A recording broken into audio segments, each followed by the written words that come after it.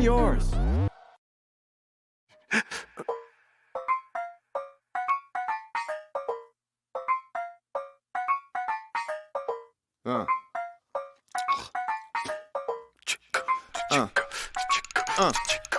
Knocked his ass out and kissed him on the cheek.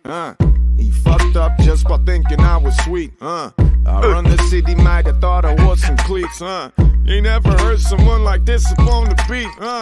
Tutti fruity, the booty duty is jury duty. Moody foodies, jacuzzis is filled with bougie booties. All of this money, don't know how to count it, man. I think I need a computer. I can't live in deep, man. I live at the funeral. I got no need for a shooter. I'm getting bigger. Do you wanna reconsider?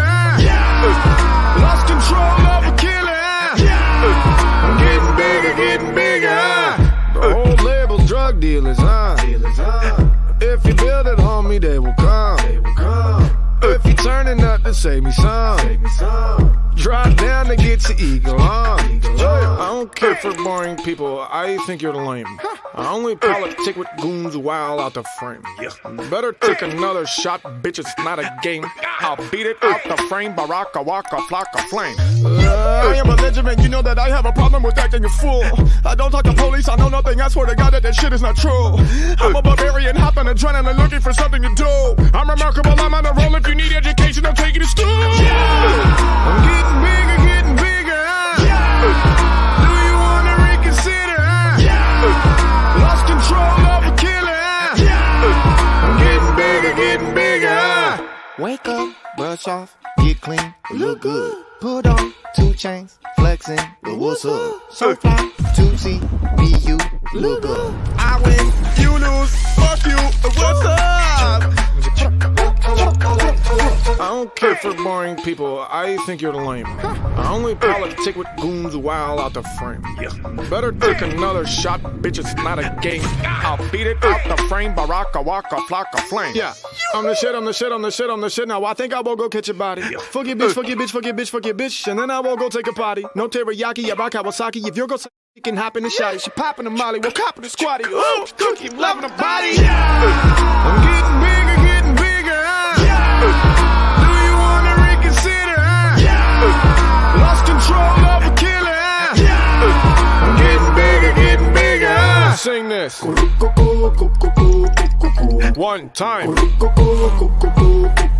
2 time. 3 time. Hey.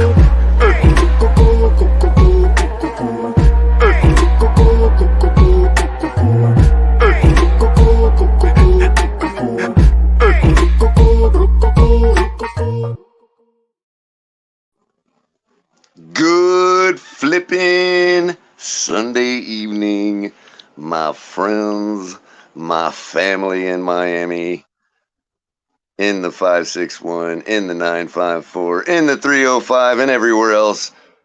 Welcome to the Fins Tailgate. I know my voice is probably not what you wanted to hear, but El Capitan is having some technical difficulties right at the moment. He will be joining us momentarily to save you from the purgatory that is color commentary. How you doing, everybody? I see you all in chat. I'm gonna try to go through the rundown.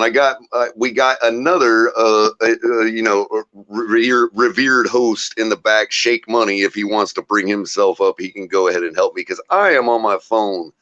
What's but he up, is at his desktop. If you want to help me go through this rundown, Shake, and then we can start chopping it up with the chat and welcoming people in chat while we're waiting on the New seasons, new gear. Show the world what it means to be a fan in 100% authentic gear. Fanatics, officially licensed everything.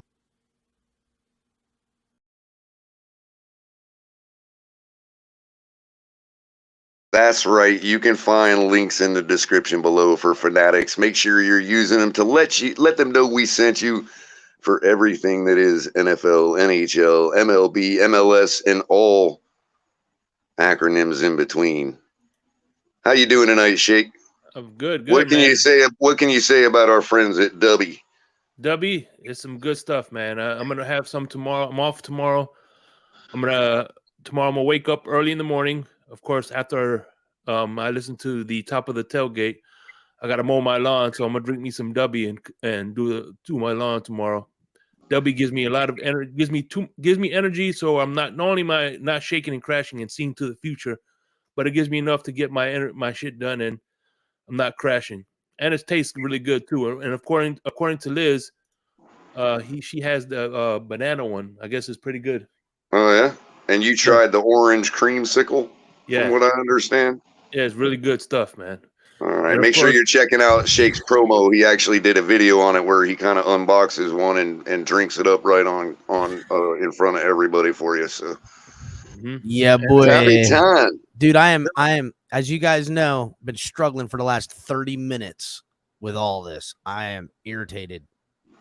Well, guess what? You can be irritated enough to let us know who our other last affiliate is and tell people how they can help the Fins Tailgate before we start. So are we talking about Backroom Collections with the offer code TFTG to get 10% off all their great one-of-a-kind canvas art, as well as different stuff like little helmets, and they do build helmets and stuff like that. They get them signed.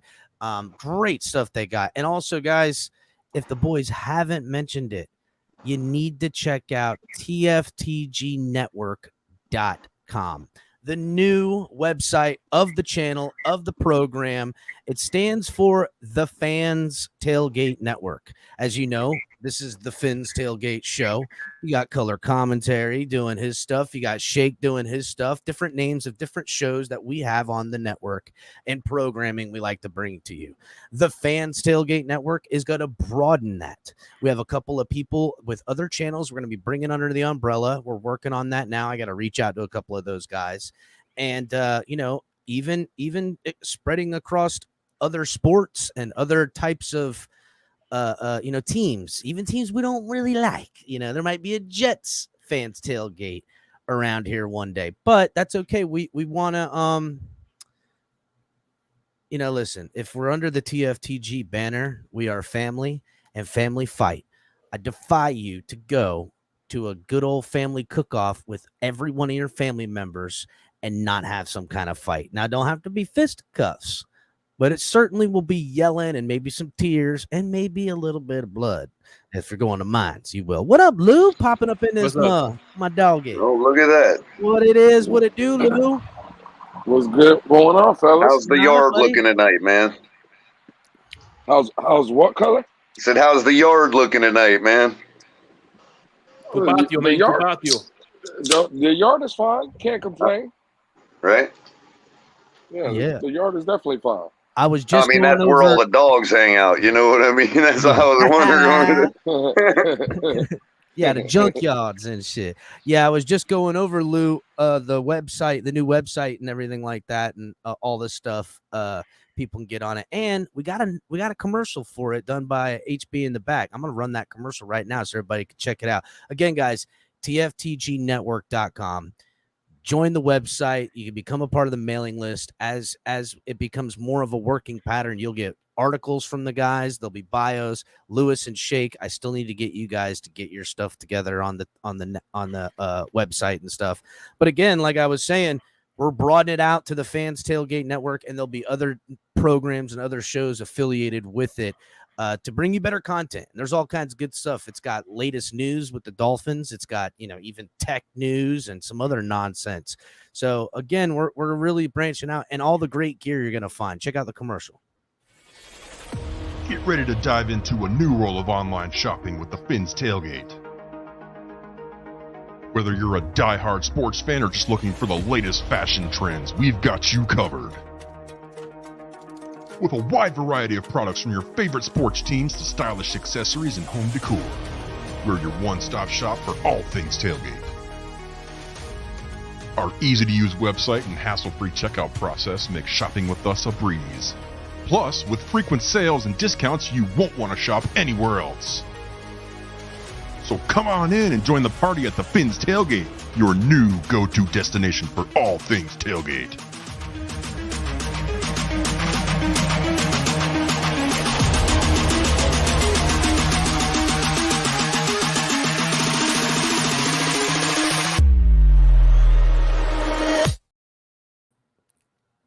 Yeah, boy. Got some shit Hey. on there for you, boys. Got some shit on there. Hey, and Yo, by the way, HB does some great work, man. Shout out to the he homie. does. The homie is on it, Lou. He is on it. You know, he puts we come up here and we do a lot. Let's not lie. It ain't easy, maintaining madness and wrangling it in and actually trying to be productive and be a little educational at times. You know what I'm saying? Try to break news when we got some good stuff from some great sourcing. Done plenty of that around here. By the way, I agree with Michael K on this one. Oh no, yeah. Listen, HB had already said, we need color to do the voiceover and stuff like that. We're gonna work it out. Michael K calling him bush leagues. Yeah. Y'all, you don't realize Michael K. HB, like, I can't stand in the man's shadow when it comes to the other software stuff, bro. Like the video editing and all that other stuff, bro. Don't think for a second. He was just getting it done, and I wasn't around at the time. You know what I mean? I think he did fine, but I wouldn't say. I think we could say he's like the architect of what it makes the grease in the engine move around. See, I think Michael K was just trying to pour the love onto me. Yeah. And as such, he went a little far, like with friendly fire on HB. You know what I mean? Nah, Michael K's a jerk, and we love him for it. It's cool. He can be a jerk all he wants. I don't care. Hey, by the way, this Wednesday I already made the thumbnail. This Wednesday we're gonna have the panel. Yes, with great one DeVore and the homie. What's his name? Benjamin. Benjamin. Yeah. Oh yeah, Benjamin. I like Benjamin. I've been watching Benjamin pop up on these panels. He's intuitive. I like him. He stands on his feet. I like anybody who stands 10 toes down for what they believe in. But as you can see, he's willing to discuss. There's none of this. There's too many people in this community that want to act like it's their mouth to God's ears, that it's them that speaks things into existence, that they are the arbiters and the gatekeepers of who's allowed to say what and when. And if they disagree with you, they're going to look to try to cancel you out of this community. Yep. It's been a long time running nonsense around here that we've observed. It was one of the big reasons why I started this channel and show, because I was like, looks like a lot of gatekeeping going on in this freaking fan base, bro. Like, who do these people think they are? First of all, most are just a bunch of pansies. Let's call it for what it is. They're a bunch of keyboard warriors. They don't ever put a face on it. They don't ever, come up. They ain't showing up when people are at the tailgates and things of that nature. There's just a lot of that type of nonsense. They overinflate their own value. Whatever it is, it's just tough talk is what I see out there on all that stuff. And I don't like tough talk. I think I do like tough talk. I'm just happy to oblige on the other end of the tough talk. And what I don't like is engaging in tough talk forever. It's like, are we going to dance, or are we going to talk about dancing all the time? Like, let's put the music on. Let's let it be free and do the boogie. I prefer dancing, bro, because I was like dancing to some Nelly earlier on. It was pretty good, man. Listen, I like to shake my money maker. I've been known to cut up a rug back in my day. I watch out now. I'm definitely. I completely suck at it. I've got the rhythm of a freaking white boy in South Florida. I mean, here's the deal about dancing. Ain't nobody good at dancing. It's how confident you are while you're doing it. That's how it is. They're like, when there's a lot of people in the so you're saying there's a little bit of Dunning-Kruger effect when it comes to dancing. It's all Dunning-Kruger. Like long as you believe, I believe in. They're like, you know what? This guy looks like an idiot, but he don't give a fuck. He's turning up the way you should. And you know what? When you lead in that way, they follow. It's the way to go. I'm not like Elaine from Seinfeld or nothing. I'm not that bad. I mean, but no. Lou, am I talking it or am I talking it? Oh, you're spot on. You're spot on. Listen, I indulge in a little bit of dancing too, but I'm with you. At some point, enough dancing. Let's be about it. Enough talking about it. Let's be about it. You know That's what I'm saying? I'm saying, Lou. Enough talk. Let's Yeah, dance. I'm full West Side Story, bro. You guys are a little more. You guys are a little more outsiders. I'm like West Side Story. You know? Yeah, dog. I'm rolling in ready to firebomb this bitch. Let's go, son. Let's do it. Absolutely. We ain't gonna dance and tango, dog. We gonna fucking tango. You know what I'm saying? I like it. Again, I like it. I appreciate the banter, but don't step outside the lines of banter when you know you ain't bout it. You know you ain't bout it. Come to think of it, I'm more like Jim Carrey in When Nature Calls.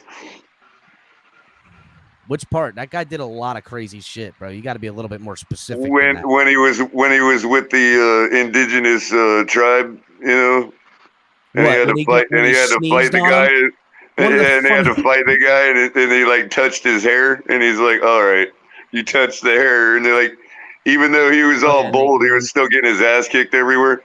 Yeah, I think one of the funniest parts of that whole thing was such a simple thing that happens. That's kind of how my humor is. And Nature Calls, Jim Carrey. When he's talking to him, he's like, they never knew of disease and sickness until the white man came, and he goes, sneezes all over him as he's telling him that. Yeah. That shit was fucked up. Fucking sneezes. That shit was hilarious. But yeah, I see a lot of tough talk about who gonna do what and say where and who can and can't do what. Fuck you.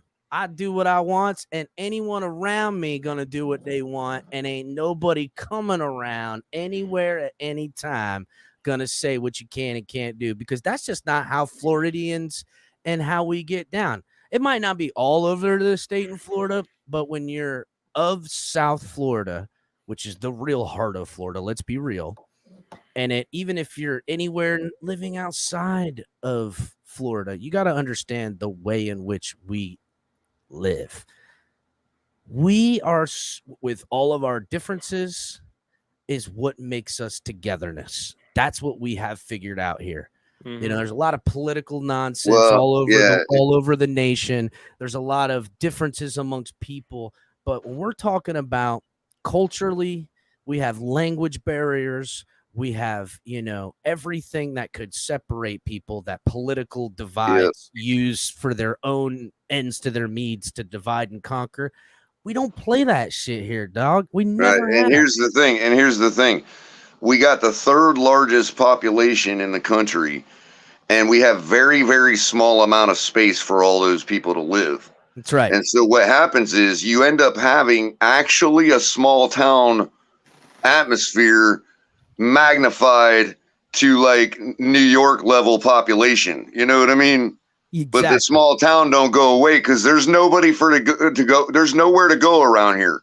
No, you're kind of forced to kind of be a little polite because, you know, again, there's nowhere else to go here. Everybody's crammed in the same space, so you still keep that small town I don't even atmosphere, know except it's like 1.9 million people, you know, in Palm Beach County. I wouldn't even know if I would say if it's forced to be polite, because listen, we can all be dicks to each other, and we have, but like for the most part, we're all about. Well, I guess by polite, I meant you're held accountable for what you do and say to people. You know what I mean? Saying, like, I don't even think that it goes to that degree of an accountability or anything like that. You know what I'm saying? Don't get me wrong. There was a time where it seemed like, you could go to a gas station that you go to around the corner of your house that you always went to, right?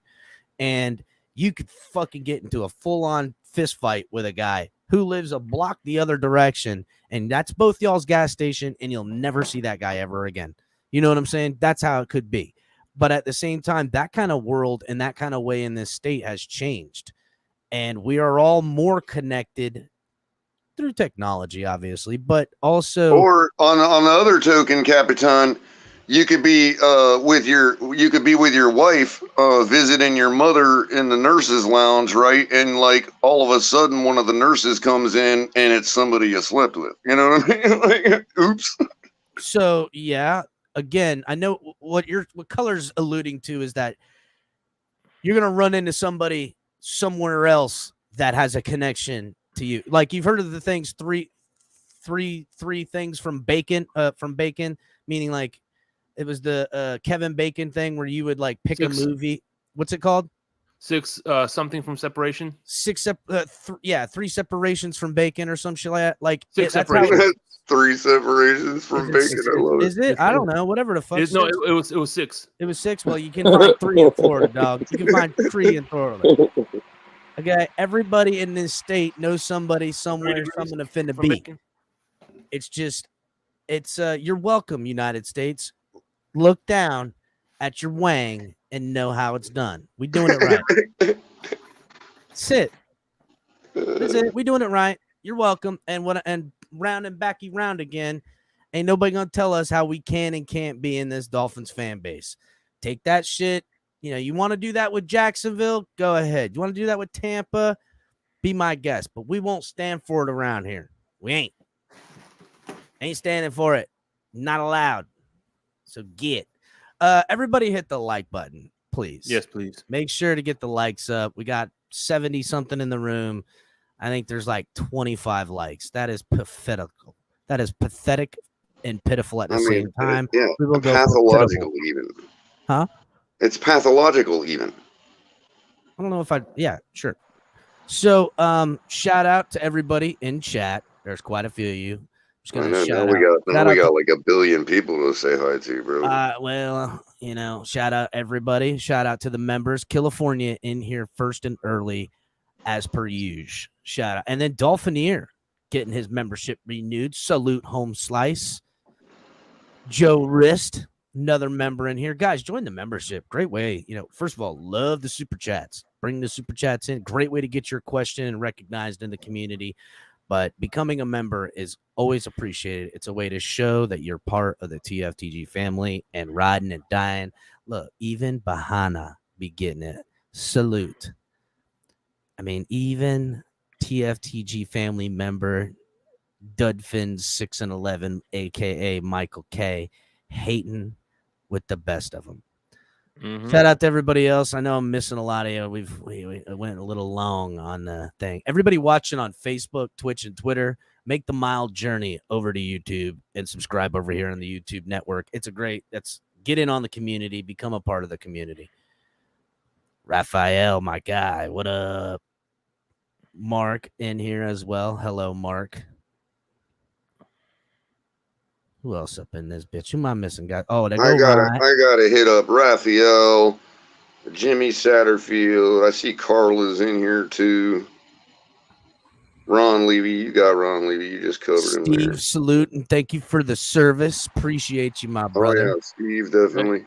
Here we go. Chef Jude. Question. Timothy, how do you become a member? Yep. So Timothy Webb, the way you become a member is, you go to the YouTube. Actually, it should be just right on, if you're looking on your phone or something, it'll be right there and you hit the join button.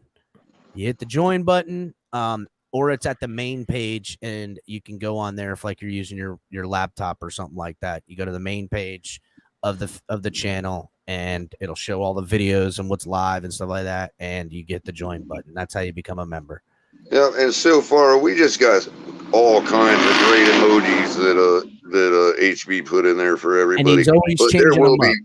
But we will be parlaying that into definitely some exclusive content for our members. Absolutely. It takes time to build stuff. It does. And it might not just be exclusive membership content too. There's certain ways you go live and only members can comment.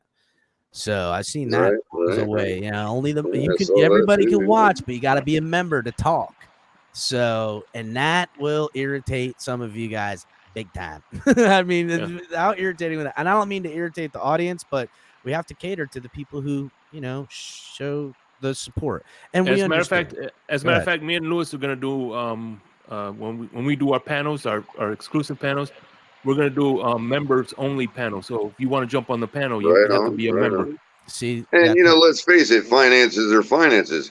The more members we got, the absolute more we can offer for exclusive members, like even stuff, maybe some other stuff down the road, that's tangible, like absolutely. Well, tickets, listen, merch, whatever. we're rounding close to 5,000 subscribers, and we're gonna do like a TFTG care package raffle, and all the members will get either 1, 2, or 3 automatic slots on the raffle wheel.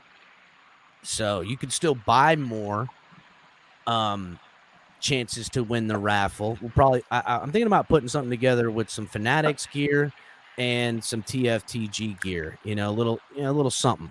And when you get, the winner will win it, but there'll be, if you're a member, you'll have a better chance to win, because for what you've already paid for your membership, you will get either 1, 2, or 3, depending on which level of membership you have, to win the chance. And you can still get more. I haven't looked in like 2 days. How many subs are we away from? We're close. We were at 98 the last time I looked. 98 left the last time I looked, like a day and a half ago I looked. Right now we're at 4,914. Dang, so that's like 86 away from 5,000. So that raffle will probably be starting, God willing, by next month. You know what I'm saying? Oh, and by the way, look at that other number in the studio, Cap. Look at it's like, what, over 300 or something in the last 20 days? It might even be 5 something in the last. No, it was over 350 plus subscribers. Really been in the last 28 days. Yep. Been growing big time. You guys are cranking it, man. And one other thing I wanted to say, I know it's like, look, we understand money is money, but to the people, even just liking and sharing, the reason that's just as important is simply because the more you like and the more you share, the more chance there is to get it in front of eyes of somebody that does like to slosh their money around. You know what I mean? So, hey, that's why it helps just as much, even if you're just able to like and share, Become an advocate in that way, moving it around. That you advocate the channel. I mean, let's be real. I seen somebody throwing money at a girl because she was shopping for shoes on Amazon on Twitch. I mean, look, people like to slosh their money around. You know what I mean? We just got to get in front of the eyes of those people. And liking and sharing helps facilitate that. Help us find TFTG's crazy shoe donator, please. Exactly. So, guys, first of all, Shake, why don't you tell us a little bit about the mud thing and how it went and who you got to see? Just a quick recap. Yeah. All right. First of all, I wasn't about to jump into that fucking water. Holy shit, boy! That thing was that board. I think that board was there since the fucking Civil War, bro. Nice. Damn, bro. That's hilarious. It looked like an unfinished bridge. Is that what that was? Probably. I don't know what it was. Or it was a dock at one time that fell apart. Yeah, because what happened was I was about to run back and to try to jump in, but every time I run back, the thing felt like it was about to sink in. You know what I'm saying? Nice. So, yeah, I'm like, you know what? I'm out of here. But anyway, I saw Dolph Freaky. I saw MCJB. Yeah, it was fun. It was there was a lot of shy people, of course, they didn't really want to get on camera, but yeah, man, we had they had some gator. They had hot dogs, hamburgers. It was I missed the party because I had a prior engagement last minute, but I'm gonna be talking to Dolph Freaky, and hopefully I'm gonna be going to the bar and grill that they watch the away parties. They have a big thing. Saying. That'll be exciting. Yeah. I'm gonna be for some halftime and some post game thoughts and stuff like that on wins and losses. That would be great. Yeah. So I'm gonna be boots on the ground starting Seaside Bar and Grill. Hold on a second, Shake. Look, Adam freaking DDT's Color real quick. He says, is Color trying to say he wants someone to buy him some high heels as he throws his $9.99? Damn. Hey, by the way, if you send him money, I can color. We'll sell you some feet pictures. Right. But see, Adam knows my style. That's hilarious, man. Good job, man. Good job. Yeah. What you guys don't know about the website is that we're actually going to have a whole section where you can pay us money to see our feet. See, this is how I know my audience listens to me, because Adam used his astute logic to make a logical correlation. You know what I mean? It's untrue, but the logic is sound. You see what I'm saying? That's how you can be incorrect while still having sound logic. So good job, Adam. You know what it reminds me of? It reminds me of that scene from Waterboy where the coach is having a nervous breakdown and he's talking on the phone to his mom, but it's not even plugged in, and he's wearing high heels. And he's like, and I hate him. Remember that? Man, that's great. Yes, Aquavision, you're right. My cat does want Wilkins extension. So, but no, it was a good time. The one thing I did find out is I don't like camping. Oh, see, Holy I love crap. camping. You know why? Shake, I'm going to give you advice for camping next time. Okay. What's that? 2 things. Wear clothes that you're going to throw away, and bring another pair that you're going to throw away, and live like a mud person. That's it. Don't stop drinking. Mm-hmm. And don't care about what anyone thinks about how you look and how you're acted for that whole time. And when you leave, then you go right back to businessman mode. You put a tie on. You're like, all right, everybody. Yeah, have a great time. No, Damn. It was actually sleeping on the floor. I forgot. I should have brought a better sleeping bag. I ended up sleeping in the car. So well, it's hot as shit in South Florida. I ain't gonna lie. It's hot. This is a hot time of year to camp. And I was getting eaten by mosquitoes too. Holy shit. Yeah. But other than that, it was a good time. Yeah, the skeeters are something else. But that's why I said live like a mud person. You got mud all over you that can't get you. See, you think I'm crazy, but I got logic here, dog. So yeah, it was fun. That's great. Yeah. And hopefully, like you said, we'll be getting those away games where you're gonna be there. That'll be dope. Hell yeah. Boots on the ground, baby. Boots on the ground. The ground. They have actually. She was saying that not the home games, but the away games, because a lot of the fans don't really go to the home games because they're at the stadium. But the away games, they have raffles and they make it's a big event when they do away games. So anybody in the Southwest Florida, go to the Seashore Bar and Grill. It's in Bonita Springs. It's only an hour away from me. So funny enough, years ago they had a Flagler Fin Fans Club at the place that was right by the airport in Flagler County, and we used to go to all the games and watch it there because it would be slap full, and they do raffles and the whole thing and everything like that. Well, they had a change of ownership at that restaurant, and they did away with it, which was the dumbest stuff ever, honestly, because it was, I mean, bro, it got so busy it was standing room only in this joint. Now, that restaurant, because of its location and its food, has done well, but it's lost those Sundays where they were killing it.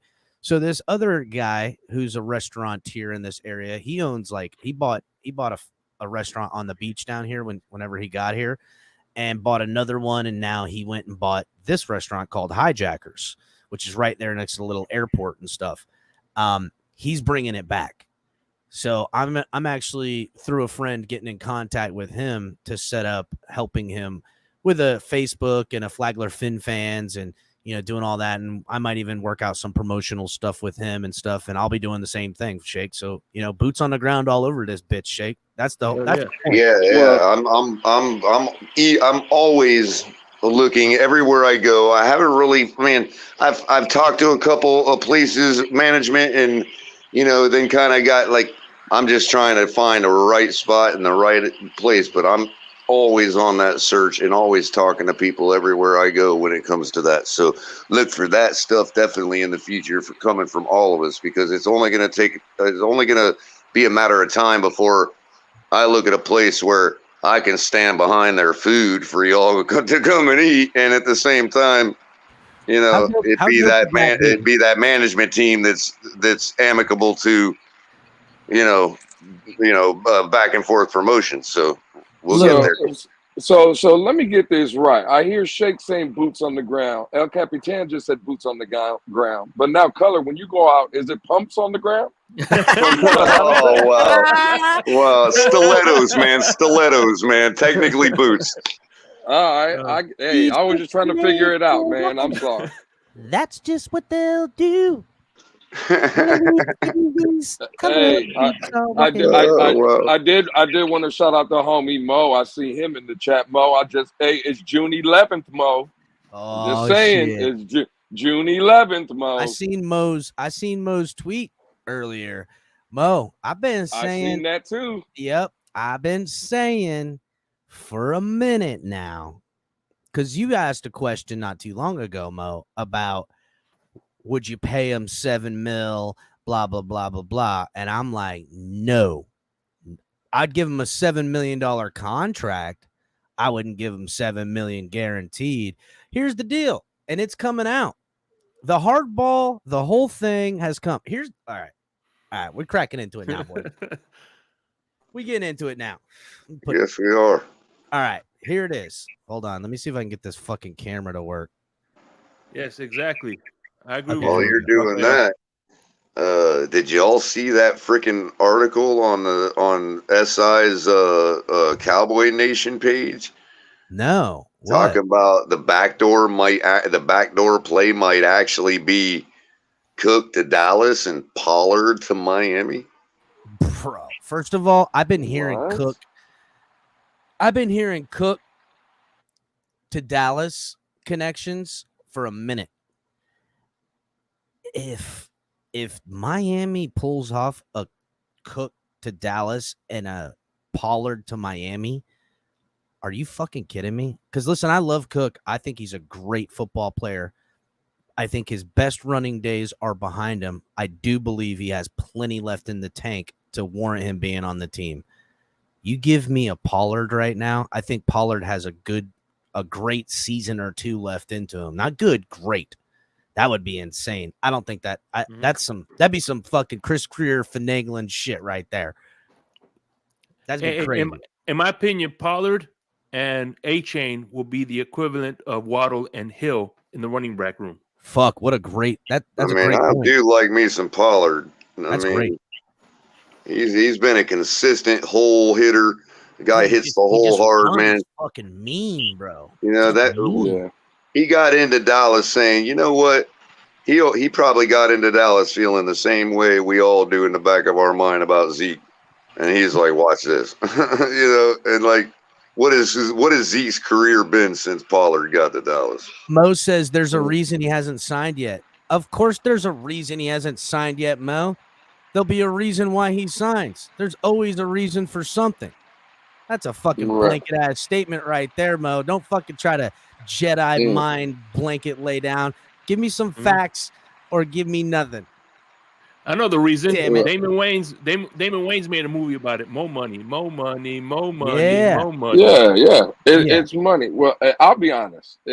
Like Cap said, let's get into it, right? And this is just my opinion, but this is my thoughts on it. We all know that Miami made the offer to Minnesota before the draft. I think Miami would have been willing to pay him $7, $8, $9, $10 million before the draft, right? Lost all that leverage when they got A-Chain down. I think when they drafted this kid and got this kid A-Chain in the building and finally seen what they had, that $7-8 million turned to $4.5, $5 million real quick. No bullshit, boy. They're like, well, wait a minute now. Exactly. Wait a second. I got Panchenko 2.0 with a little bit more girth to him and speed. Fuck you. Not that I don't want you, Mr. Cook. I just don't want you at $8-9 million. I just ain't gonna get rid of Wilson and Morstead to pay just you. And not that I wouldn't say, if you said, hey, say he was still with whatchamacallit right now, the Vikings, and they go, you know what? We're trading both these running backs, Wilson and Morstead, to the Vikings to get him. I would say, all right, it's almost a lateral move. You feel me? I wouldn't be upset with it. But now that the Vikings have done Cook dirty, okay, they have. Because holding out as long as they did and releasing him when they did, Cook is – there's no teams with any money right now, and there's no teams with incentive that all have that. There's plenty of teams with money, but no teams that are going to pay him outside of Dallas. Dallas has got money and wants him. So that's one team he could end up on. But these other teams, the teams he's expressing desires to be at, most importantly, the Dolphins, what's our incentive to shift gears at this point? Time is on our side. Right. We can wait. If Cook goes down, or excuse me, if Wilson or somebody goes down in early camp when we're getting ready for the season, then we'll be like, hey, Cook, ring, ring, ring. We had someone go down. We can now we've lost a little bit of leverage.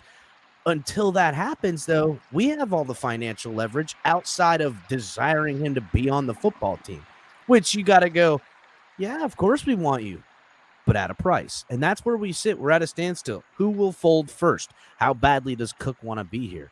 Is Cook really going to wait until the Dolphins say, no, we're not going to pay you anything. This is my final offer and the last time I'm going to offer it. Is he going to call their bluff and try to wait? I don't know. I just think, listen, I think it's more fan-driven. And it's not only with Cook. I just think fans in general that want to pay all these running backs all this type money, double-digit dollars, right? The NFL is saying no. The running back position is devalued. As much as everybody needs a running game and clamors for a running game, I think even Miami, for instance, with a so-so subpar offensive line, can get the running job. Our running game wasn't bad last year. It really wasn't. It was the attempts. It was such. But if you think about it, again, I think it's more driven fan base, especially with our fan base. Well, just hell, give them $8, $9, $10 million for what? You already got 4 running backs in the building making what? $4.5 million. Yeah, 5 running backs right now. Well, 5 for basically $5 million. Why would I pay one 10? Yeah, no. When I got 5 of them for 5, bro, it's not going to happen. And look, as much as Mike McDaniel says he wants to do the run game, this, that, and the run game, all I seen them bringing is more weapons for the receiving game. You know what I'm saying? Talk to him, Cap. A lot of like Chosen Anderson, Braxton Berrios. We draft guys. I mean, what are we talking here? So real quick, let me just make a correction real quick, because I hadn't added that I personally didn't read through the article. I was just going by the headline, and of course you know how headlines are and tailor-made these days. But what the article is actually saying is that if we land Cook, Mostert to Dallas would pay for it to back up Pollard, because Dallas would want to get it would be interested in getting a guy like Mostert, who's younger, in their room to back up Pollard. Mostert or Wilson? That's what Mostert. That's what the article's saying. I think Mostert would be the oldest guy in their room. Oh, he would definitely be the oldest guy in the room. Okay, yeah, and it's talking. Okay, so maybe he was talking about Mostert being older, but and that's why he'd be a backup to Pollard. But wouldn't Pollard be coming back if Dalvin Cook went to Dallas? Wouldn't Pollard be coming back? No, it's talking about Cook to Miami, and we pay for it by sending Mostert to Dallas, because Dallas would instantly be interested in a guy like Mostert. That's what the article's suggesting. Okay, so all right, Dallas is looking for another running back. We're just going to say that's a fact, even though I don't know it to be. They are interested in Cook, rightfully so. Honestly, the NFC's weak. They need to do something. But anyhow, so yeah, it would be nice to send somebody. Look, here's the deal. We've got a little bit of money. We cut Jeff Wilson. There's $4 million back. You only got to add $2 more million to pay the number of 6 I'm willing to give him. You understand? So it's not really, I'm not even worried about monies. Would I rather keep Wilson? Yes. Would I totally be about trading Mostert there? For sure. But we can, we don't have to. Time's on our side again, like I was saying. Well, I think, Cap, to your point about... I'm sorry, Lewis. I was just going to say I posted the link in private chat, Cap. If you don't want to pull it up or whatever, then I'll post it in the main chat too. Just let me know. Go ahead, Lou. Well, I was just going to say, Cap, to your point about the receivers we brought in with Chosen and Braxton Berrios, that was a great point.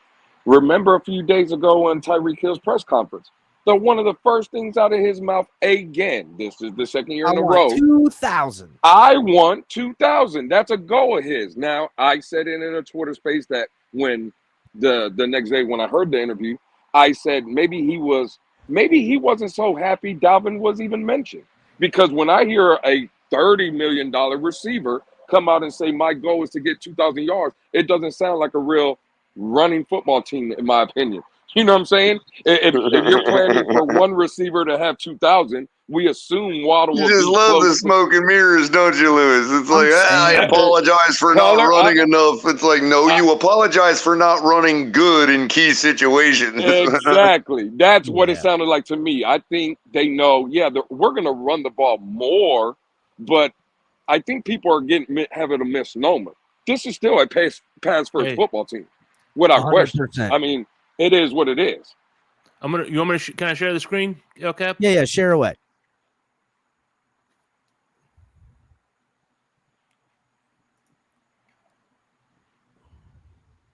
You see it?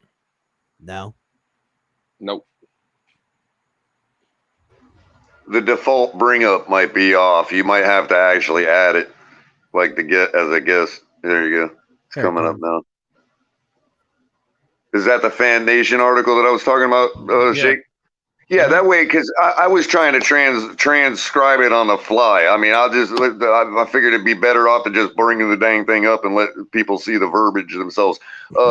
Please mention, I can't read it because it's too small for me.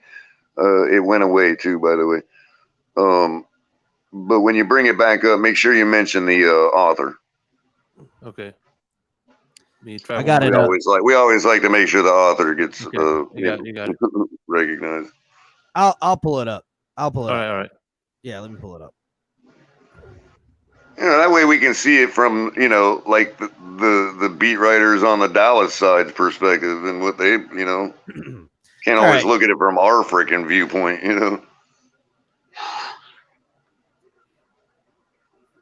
So, the Dallas Cowboys have been linked. This is Riley Shepard from Fan Nation, a.k.a. Sports Illustrated. Cowboy Country, as they call it. Lame Cowboy. Welcome to Cowboy Country. Jesus. Yeehaw. All right, so Dallas Cowboys have been linked to Minnesota running back Dalvin Cook. This was 5 hours ago when this was posted as well. Color, good snag. But could they be interested in Miami Dolphins leading rusher from last season? When the Minnesota Vikings alerted four-time Pro Bowler Dalvin Cook that he was to be cut and become a free agent, the Dallas Cowboys immediately rose as a potential destination in the minds of some anyway.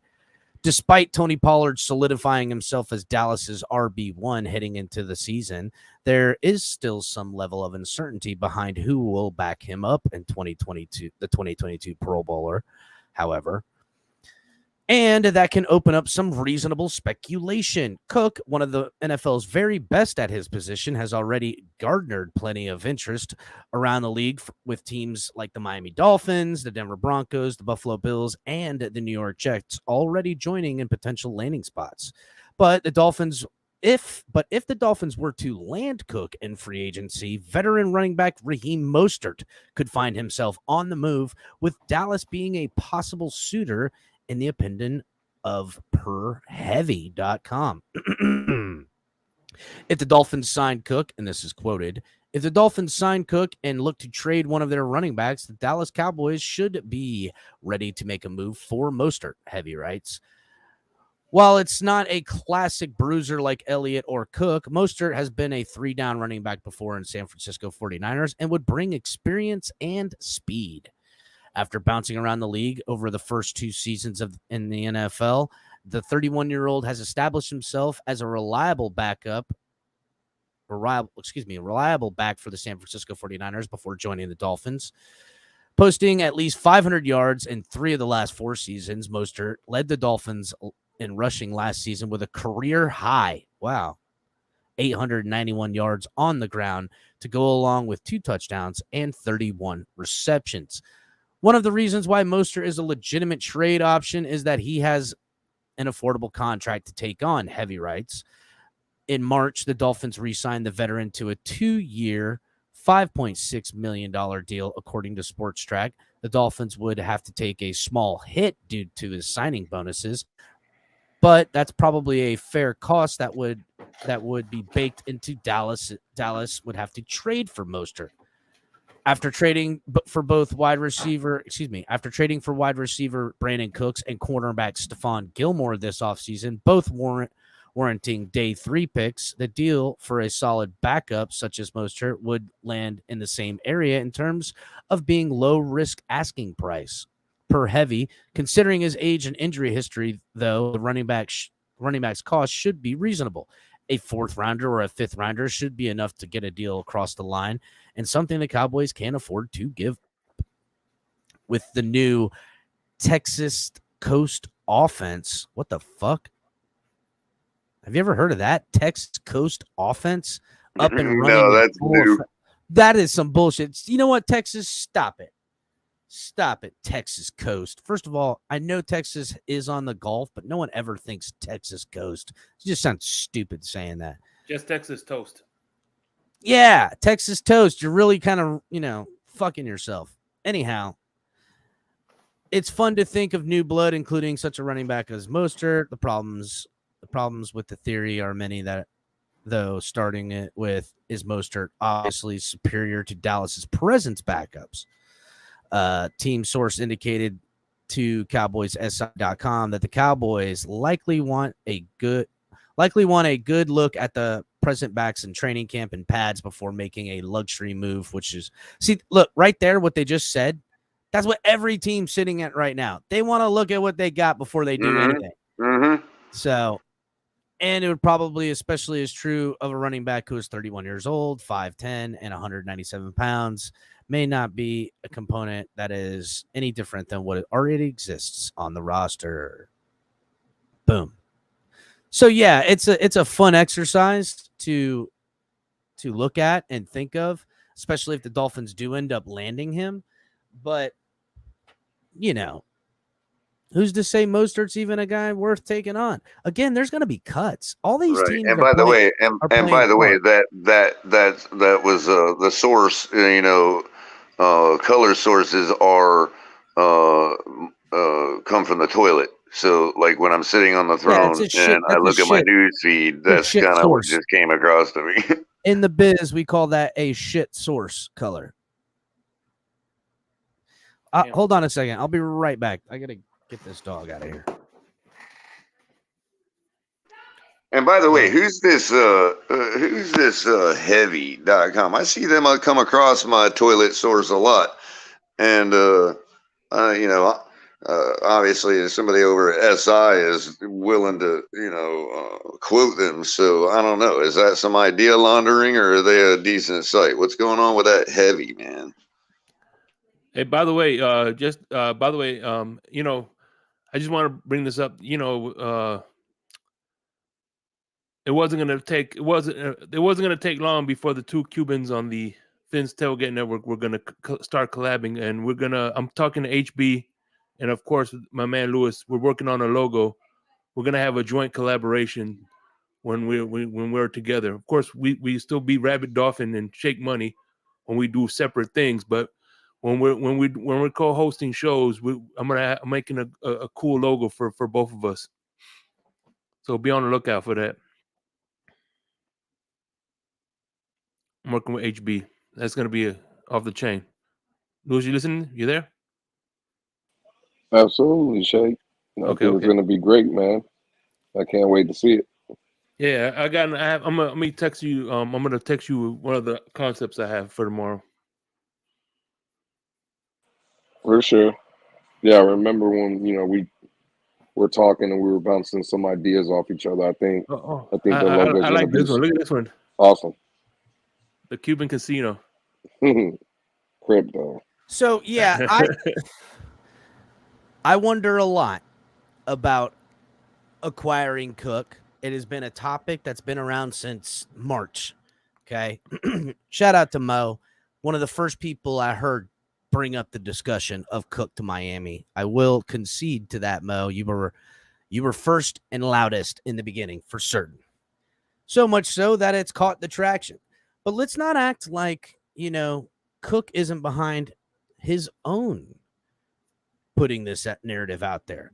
We know he trains down here in Florida. We know he trains with certain people on this football team. We know who his trainer is. And as a friend, I would assume, rightfully so, he's making his feelings aware to people. That's what these players do now. How do you think the sources get out?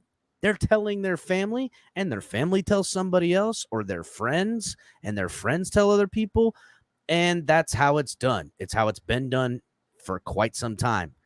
And Cook wants to be here, but he also wants to get paid the most money he can to be here. And I won't begrudge the man for that.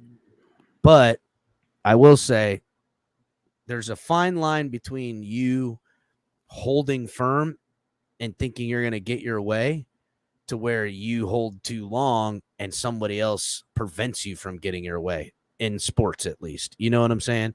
You can't. I know from sourcing that there is terms and papers shown and seen by both parties.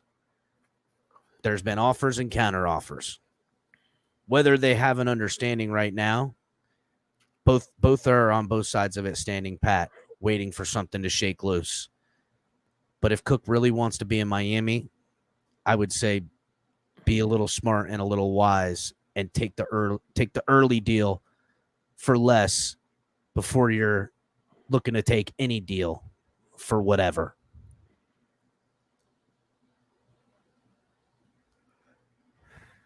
And this team is a passing team. That's real. Lou, this is a passing football team, Lewis. And this team has all the weapons of a passing football team. Absolutely, Cap. I couldn't agree more. Like, again, you don't have Tyreek and Waddle on this team. I mean, Color the other morning on his show, he basically illustrated it. You have two top 10 receivers.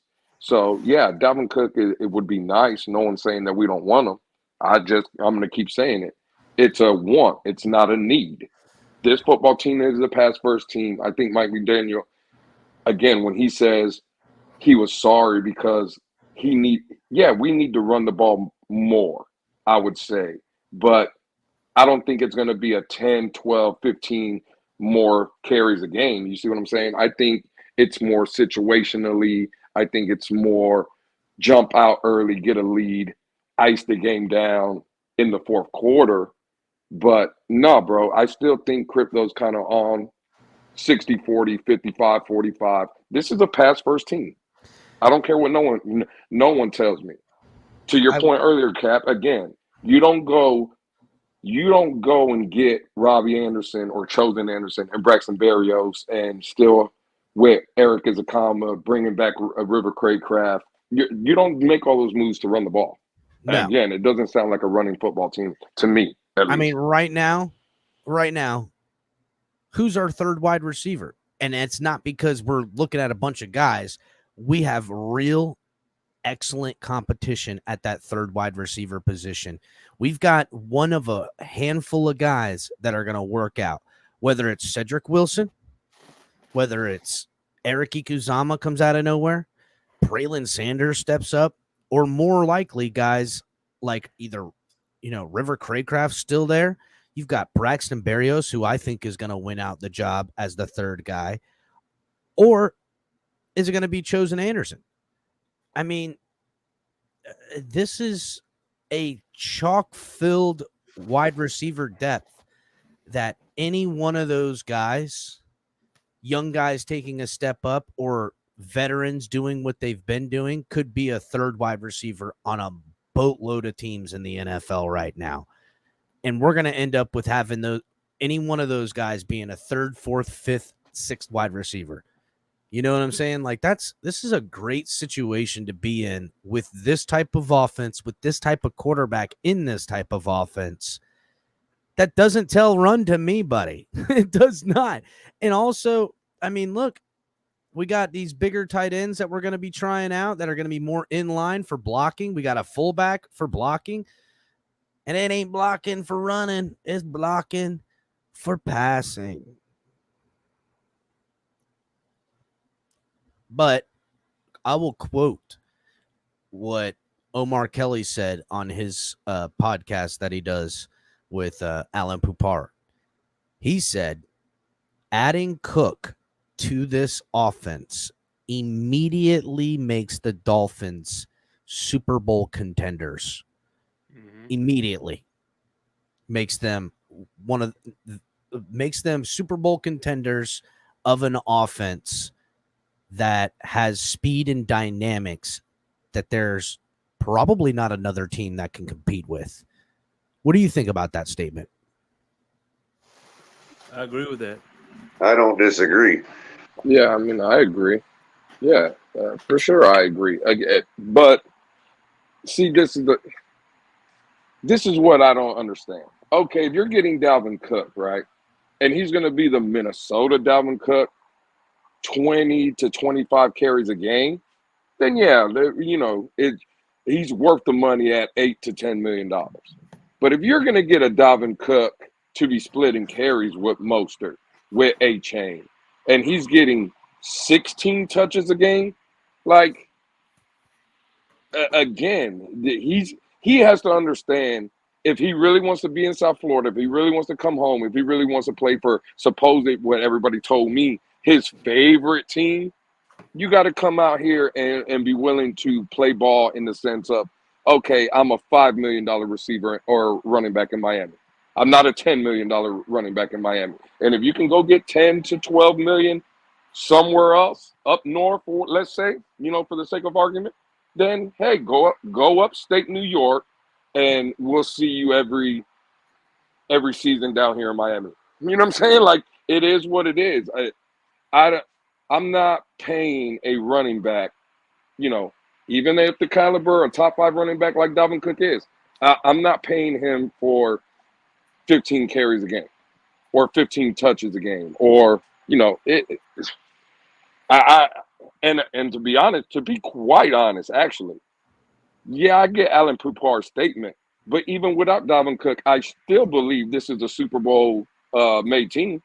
I still think nothing changes, at least for me, and I'm only speaking for myself. That's my opinion. But yeah, Dalvin Cook makes us Super Bowl contenders. This team right now, in my opinion, should be Super Bowl contenders. That's just how I look at it. What's up, Can I throw in a monkey wrench? Please. Okay. How would you feel if we get Dalvin Cook at the expense of Connor Williams?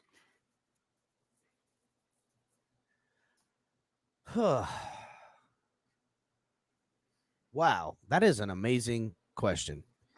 I think you heard me earlier about Connor Williams holding out for more money. I would tell him to get bent. You're playing. I ain't paying you no more money. Play this year, and maybe during the year we'll adjust. But you've only played with this team 1 year. Yeah, you played well. But let's not act like you weren't a guy that didn't have all those penalties. Let's not act like you weren't a guy that, was a left guard that we made into a center to make your value go up. You understand? Like, you gotta play hardball in the business aspect sometimes with these guys. I know we all love them. We all want them to be successful, and I respect them in trying to get the most money that they want. But I look at a guy like Andrew Van Ginkel. Okay, here's a guy who I would say probably got equal or greater money to go other places offered to him. Actually, it was reported he got offered more money and stayed here for less money. Now, Fangio talked to him, but I feel like, alongside with Fangio speaking to him about this, I feel like a guy like Andrew Van Ginkel is a loyal person. And I'm not saying that I want him to sacrifice his comeuppings and his, bank account and what he does for a living to support his family for my love of my football team. But I respect the hell out of it when I see it and recognize it. And I think we all do.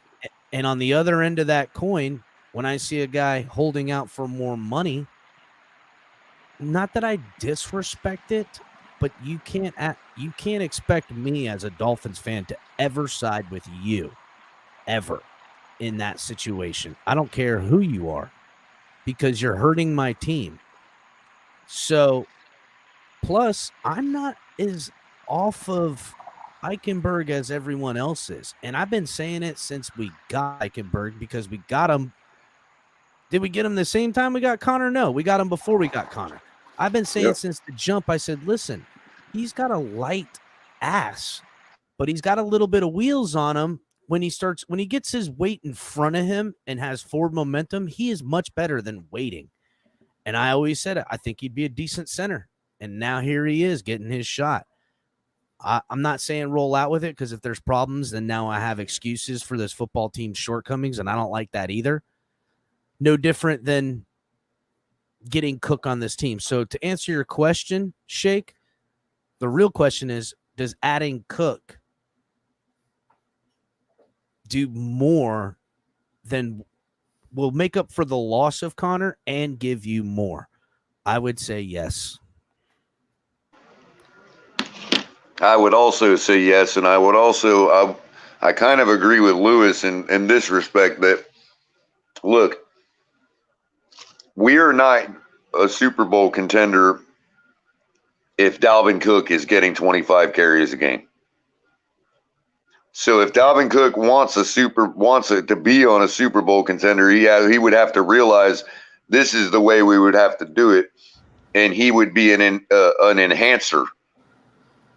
So yes, if you want a ring, you're going to have to pay up for that ring just as well as every other player would have to. And in your case, that might be a compromising some of your salary to pay for that ring, because you're only going to get X number of carries. You know what I mean? And we're not going to pay, top dollar for a guy that's not getting 25 carries a game, because we don't need him to. In a league that goes away from the run, which there is something to be said about Dalvin Cook's pass catching and pass blocking ability for both of these things that we're talking about with the amount of pass. But I want to give you a stat real quick, okay? The average rushing attempts that the Dolphins got last year, or the amount of the attempts that the Dolphins seen, was 422 rushing attempts. Okay. The Dolphins rushed. Now, when we talk about we're going to run the ball more, yada, yada, yada, the Dolphins rushing attempts were 390. That is not even 30. Or no, excuse me. That's 30. That's 32 less attempts. What's that? 2 more rushes a game? Exactly. Yep. How much more running? How much more running game are we implementing? Here's another great stat. Okay. Opponents rushed for 1,751 yards against the Dolphins. The Dolphins rushed for 1,686. Could Devon A-Chain alone make up for the shortcomings to push us way over that account? And we as far as per attempt yards gained, we did better than our opponents by 0.2 yards. We didn't get enough rushing yards per game. They were beating us almost 4 yards on average per game. But I mean, to me, we're talking about a slim uptick that we could maybe get out of this young guy that changes the entire feel of what we see out of the Dolphins week to week in a rushing attack. Now, I wouldn't say it as a maybe, and I would say I'm expecting it out of the running game if Cook was on our football team.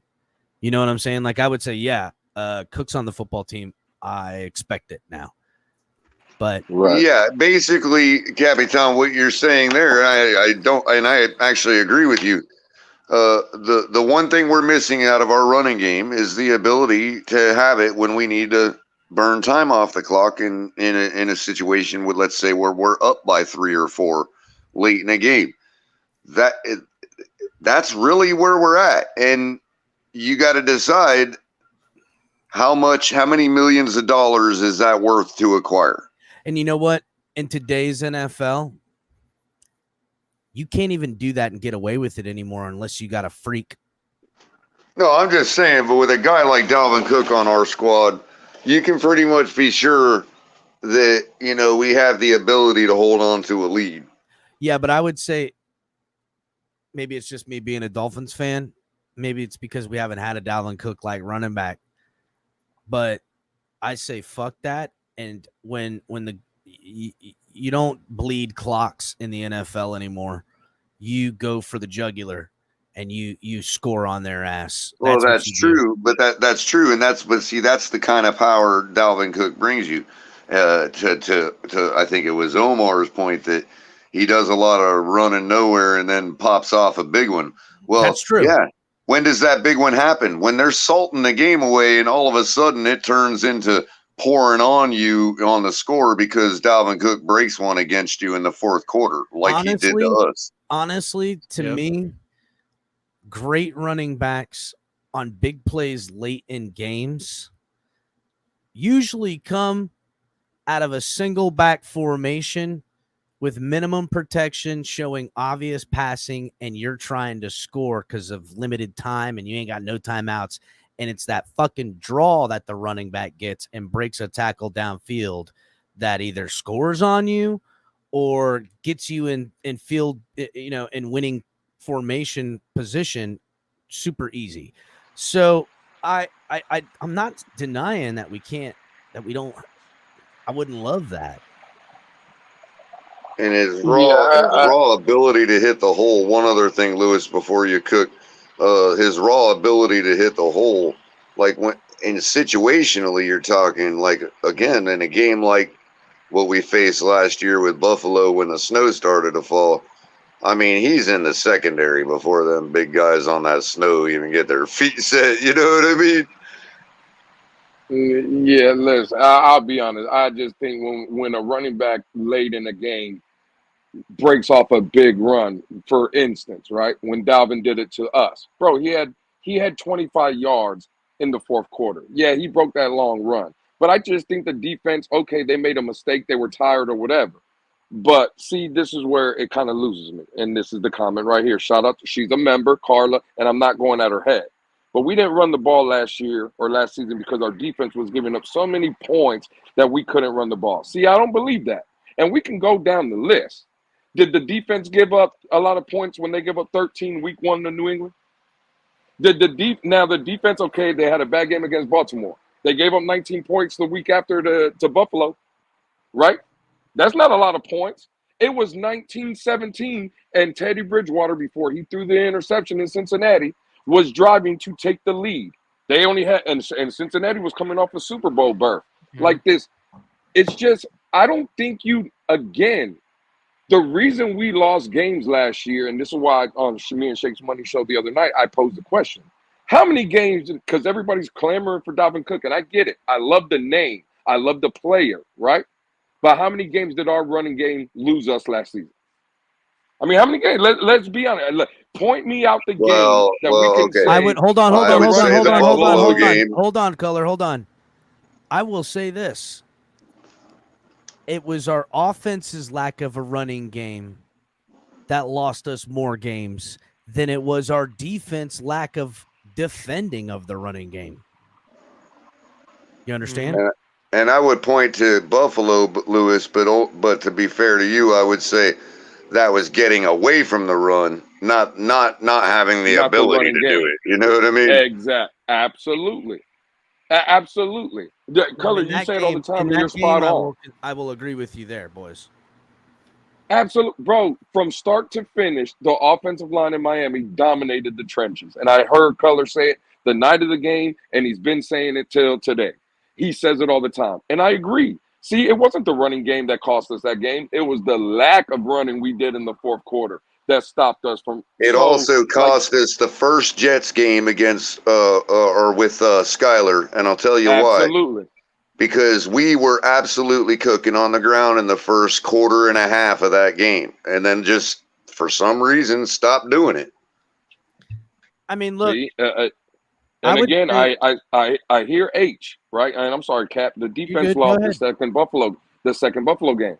I don't agree with that because yes, they gave up a 6-minute drive. Okay, Josh Allen made plays in Buffalo. Okay, give you all that. We had the ball before that.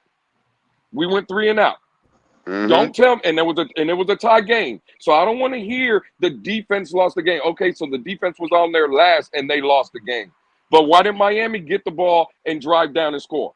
Why did Josh Allen have 6 minutes to do what he did? Exactly, because we went. Look, I'm going to tell you this, and you may I don't point fingers. I don't remember if I said it during the game or not. Okay. But when we failed to get that first down, okay, and Josh Allen took the ball at like 6 minutes or whatever left, right? The first thing I thought was, this is going to be one of those games where the other team can bring it down to 1 second left before they kick the game-winning field goal from the 10-yard line.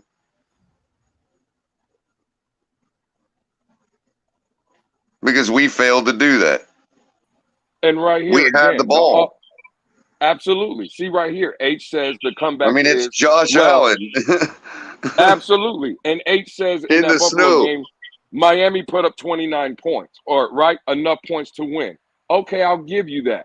But don't tell me that the offense can't do more, because this same Buffalo defense that everybody told me was a top 5 defense last year, that's what they were ranked, right? A top 5. They also gave up 29. But that didn't stop their offense when it needed to make plays, right? See, when we come out here, H, and make statements of, well, the offense did enough because they scored 29, I don't believe so. Because if the offense could have scored 32, maybe we would have won that game. If the offense could have scored 35, exactly, Lewis, then maybe the offense would have did something. So why do we have to put a cap on 29 points? Is that our cap? That's our limit? We can't score no more because, hey, we did enough. We scored 29. No. Hey, Lewis. Team. You see what I'm saying? Lewis, how many games has Kansas City beat another team that's almost as good as they are, like 38-35 or 42-38? Now you would say, okay, well, their average points per game is 27 point something last year, right? So they should only be expected to score 27 point something, but yet they had to score 42 to beat a certain team or 38 to beat a certain team. Because it's those games when they're scoring 38 that allow them to beat another team 19-17 and still keep their 27 points per game average. That's why our points per game average is only 24. Absolutely. Listen, all I'm trying to say is when Miami tied the game up with Baltimore week 2, right? Baltimore came down, kicked a field goal, right? What did Miami's offense coming down and do? Drove, boom, boom, boom, touchdown, game-winning drive. That's basically it. I don't care. I don't want to keep blaming bro, I'll just be honest. Look, we just don't score enough, Lewis. We got 2 top 10 receivers. There's no reason that our points per game shouldn't be closer to what Kansas City's is. Bottom line. And again, Color, this is my argument, right? When Brian Flores left the building and we brought in Tyreek Hill and we brought in Armstead and we brought in McGenius, right? The defensive team went out the window. We're an offensive team now. Stop blaming the defense. And again, when all these games, again, the 49ers, they gave up 23 points with 4 minutes to go. The week after, they gave up 23 points to the Chargers. In my opinion, an offensive football team that graded out as the 6th best offense in the NFL can't be losing games when the defense is only giving up 23 points. I'm sorry. We're not blaming the 49er game on the defense. I don't give a damn what the score was. We're not blaming the defense Right. against the Chargers when we scored 17. Well, I'll go hold on, back to boys. what I Listen. just said, Lewis. And again, if your defense is holding 23 points per game might be high for a defense to be given up. Yes, I'll give you that. But if you've got an offense with 2 top 10 receivers, okay, breaking records all over the place, and you can't score more than 23 points per game on a consistent basis, you should always be scored more than your defense is giving up, even if they're giving up 23. When you've got 2 top 10 receivers and whatever else you want, and a 4-point whatever yard per rush average. I mean, what are we talking about here? We just don't score enough. And I'm for sorry, whatever Cap, reason. I know we were talking about the running backs, and I that's what I was talking about as well. But when I seen that comment by Carla just saying, well, we didn't run the ball last year because we were giving up so many points. Bro, we can go down, and I hate going back to last year because I want to keep moving this thing forward and talk about how the Dolphins can be better this season. But I just hate that narrative. Like, let's stop making excuses. This is an offensive-minded football team, and if we go down, yes, the Bears and the Lions, yes, they put up points on us. But a lot of games last season, Cat, we were 5, 6, maybe even a touchdown in the fourth quarter down. That's not taking the run game away. That's just our offense not being efficient enough to be in most of those games. Yes, But Lewis. And again, for example, as I illustrated with the wide receiver list, okay, those 2 top 10 receivers, right? Okay, one of them was 12th in scoring, the other was 8th. Neither one of them were 3rd or 2nd, like Stephon Diggs. You understand what I'm saying? So what I'm trying to say is, like, yardage doesn't translate to wins, except through translating to scoring. Scoring translates to wins. Yardage, yes, it's supposed to translate to scoring. In our case, it just doesn't seem to. And by the way, I'm just looking this up, right? Because when it comes to yards allowed, because Carlos said our defense gave up more yards than any other defense. There was 14 other teams that gave up more yards than our defense. But whoa, kill over stats sake. And another thing, you know what team gave up the most touchdowns? 33 touchdowns in the NFL last year. Was it the Bills? Tell me it was the Bills. It wasn't. Nope, wasn't the Bills. Just lie to me, Jake. Say it was the Bills. Chargers. Nope. Who was it? The Kansas City Chiefs. Wow. And Shake, while you got that those stats up, do you happen to be able to tell us what their points per game was that their defense gave up? I don't know, but I know they gave up 33 touchdowns, which was the most in the NFL. Wasn't it like 24? Wasn't it like 23 point something? Almost It 24 ended up. It was neck and neck with us all year, but it ended up being like 22 something. It ended up lowering a little bit. So like a point and a half. We'll break it down and say 2 more points a game than the Miami Dolphins last year. Exactly. Well, let's say you give them our points per game, right? We gave up 27 touchdowns. They were scoring 27.9 per game. Absolutely. See? And that's the difference between a lot of wins and a lot of losses. That's the difference between and we got their main weapon. Like, we got one of their main weapons. I think Kansas City last year was 13-4. Right there, 27 points a game, right? Is the difference between a 9-8 football team and a 13-4 football team. You see what I'm saying? 100%. And we're sitting here crying about a running back and stuff. Like, come on, bro. What are we talking about here? It's a want. It's not a need. Maybe a running back would have helped. You know, now I think about Skylar Thompson in that playoff game. A Cook would have really helped then, though. But I'll tell you what, a lot of people want to blame the defense. But in that playoff loss to the Bills, the defense did their job early and often in that football game. I got just real quick. The first possession by the Bills was a turnover on downs. Okay. Dolphins get the ball after a turnover on downs, have to punt it after 4 plays, getting only 2 yards. Then the Bills get the ball back in the first quarter and drive all the way down the field for a touchdown, 73 yards and 6 plays. Next possession from the offense, interception by the Dolphins. They start at the Miami 25. After the interception, they start at the 23. They get an easy touchdown. That puts us at a 14-0 deficit. All that I would blame on the offense right now. The interception, they already had an extra possession with the turnover on downs. We get the ball back, we punt, they score a field goal, we counter with a field goal. Then guess what? The defense in the second quarter intercepts the ball, putting the Dolphins back in a position, getting back in field position, and we get points off that. Then the defense holds them to a punt. Five plays, only 2 yards gained. Field goal. Dolphins answer with a field goal. The Dolphins again in the fourth quarter intercept again the Bills. The Dolphins are able to score points on that.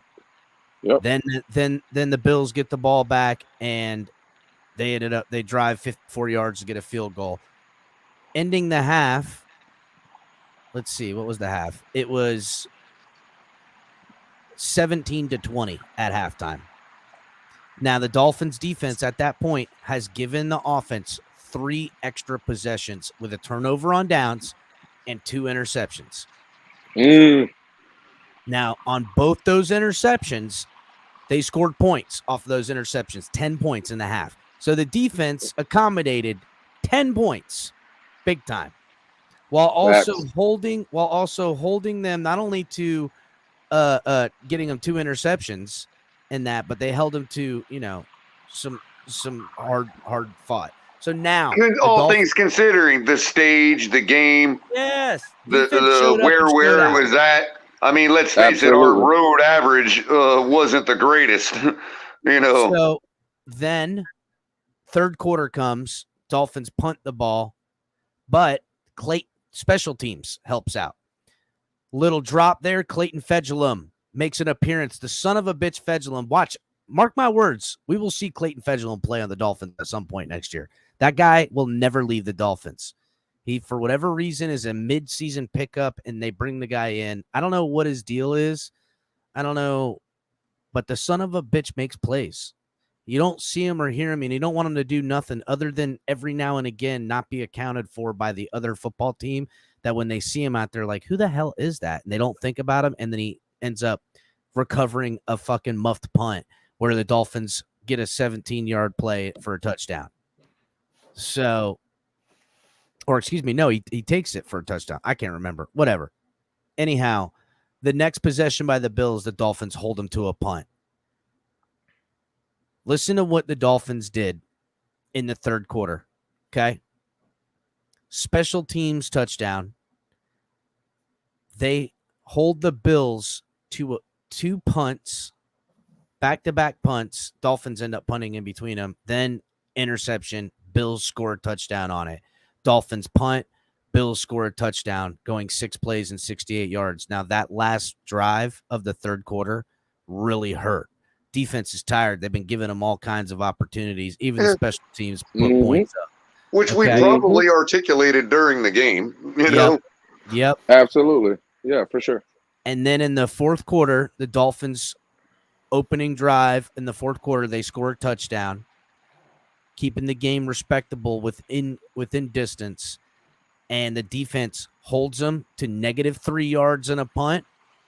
Offense comes out 3 and out, has to punt.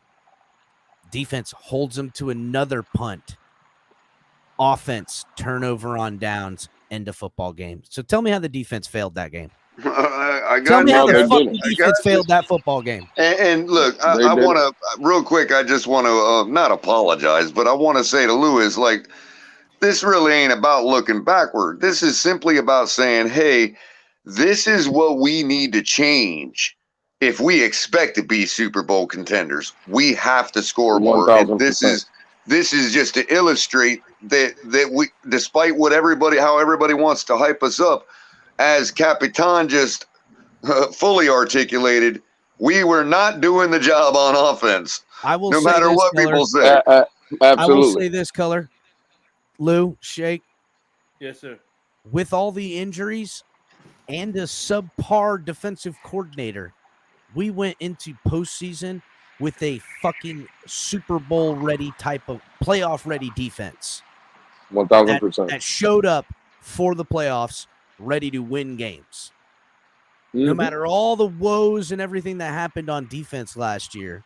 And yeah, could I lay a loss or two at their feet?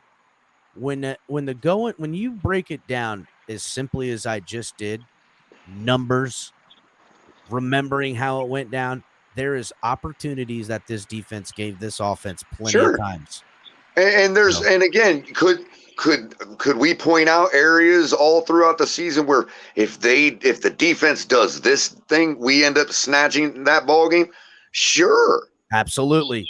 But at the same time, yeah, Don't complain to me when if our points per game was back to our normal 21 point average, would we have won one more ball game? Probably. Don't complain. This is the thing. I feel like fans, and we'll call them casuals. I'm sorry. You're kind of casual of a fan if you're not seeing what I'm about to explain very simply.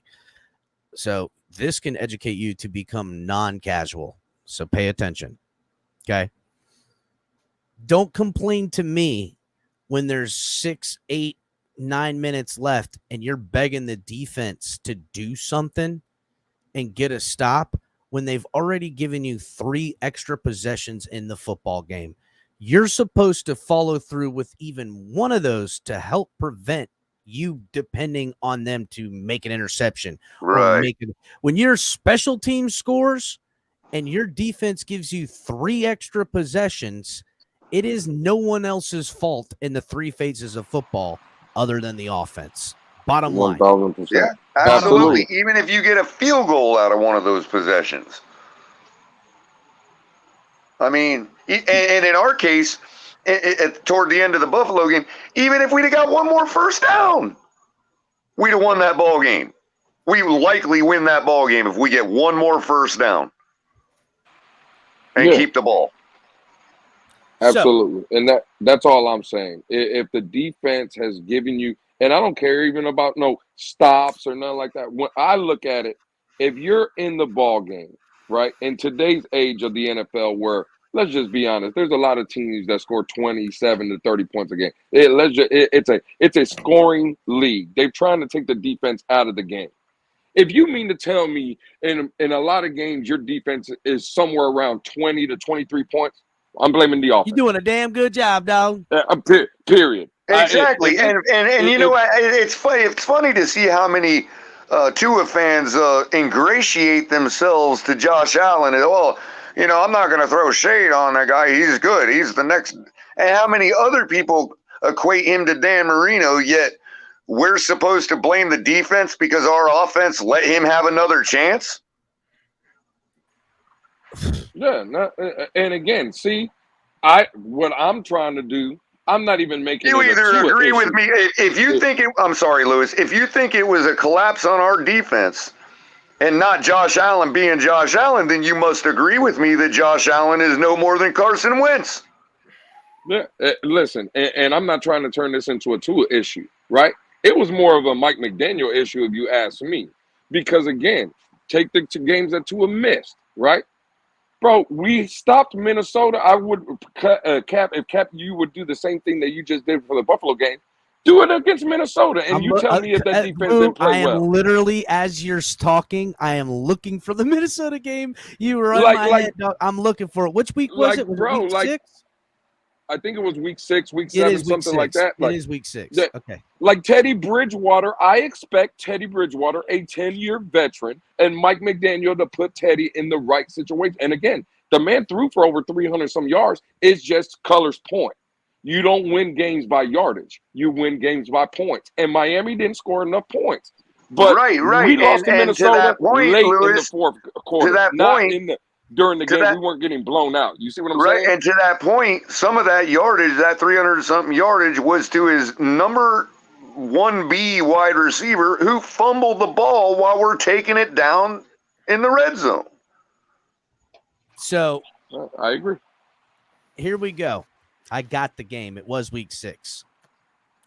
Okay. Vikings came in 4-1. Dolphins came in 3-2. As we know, Tua wasn't in the game.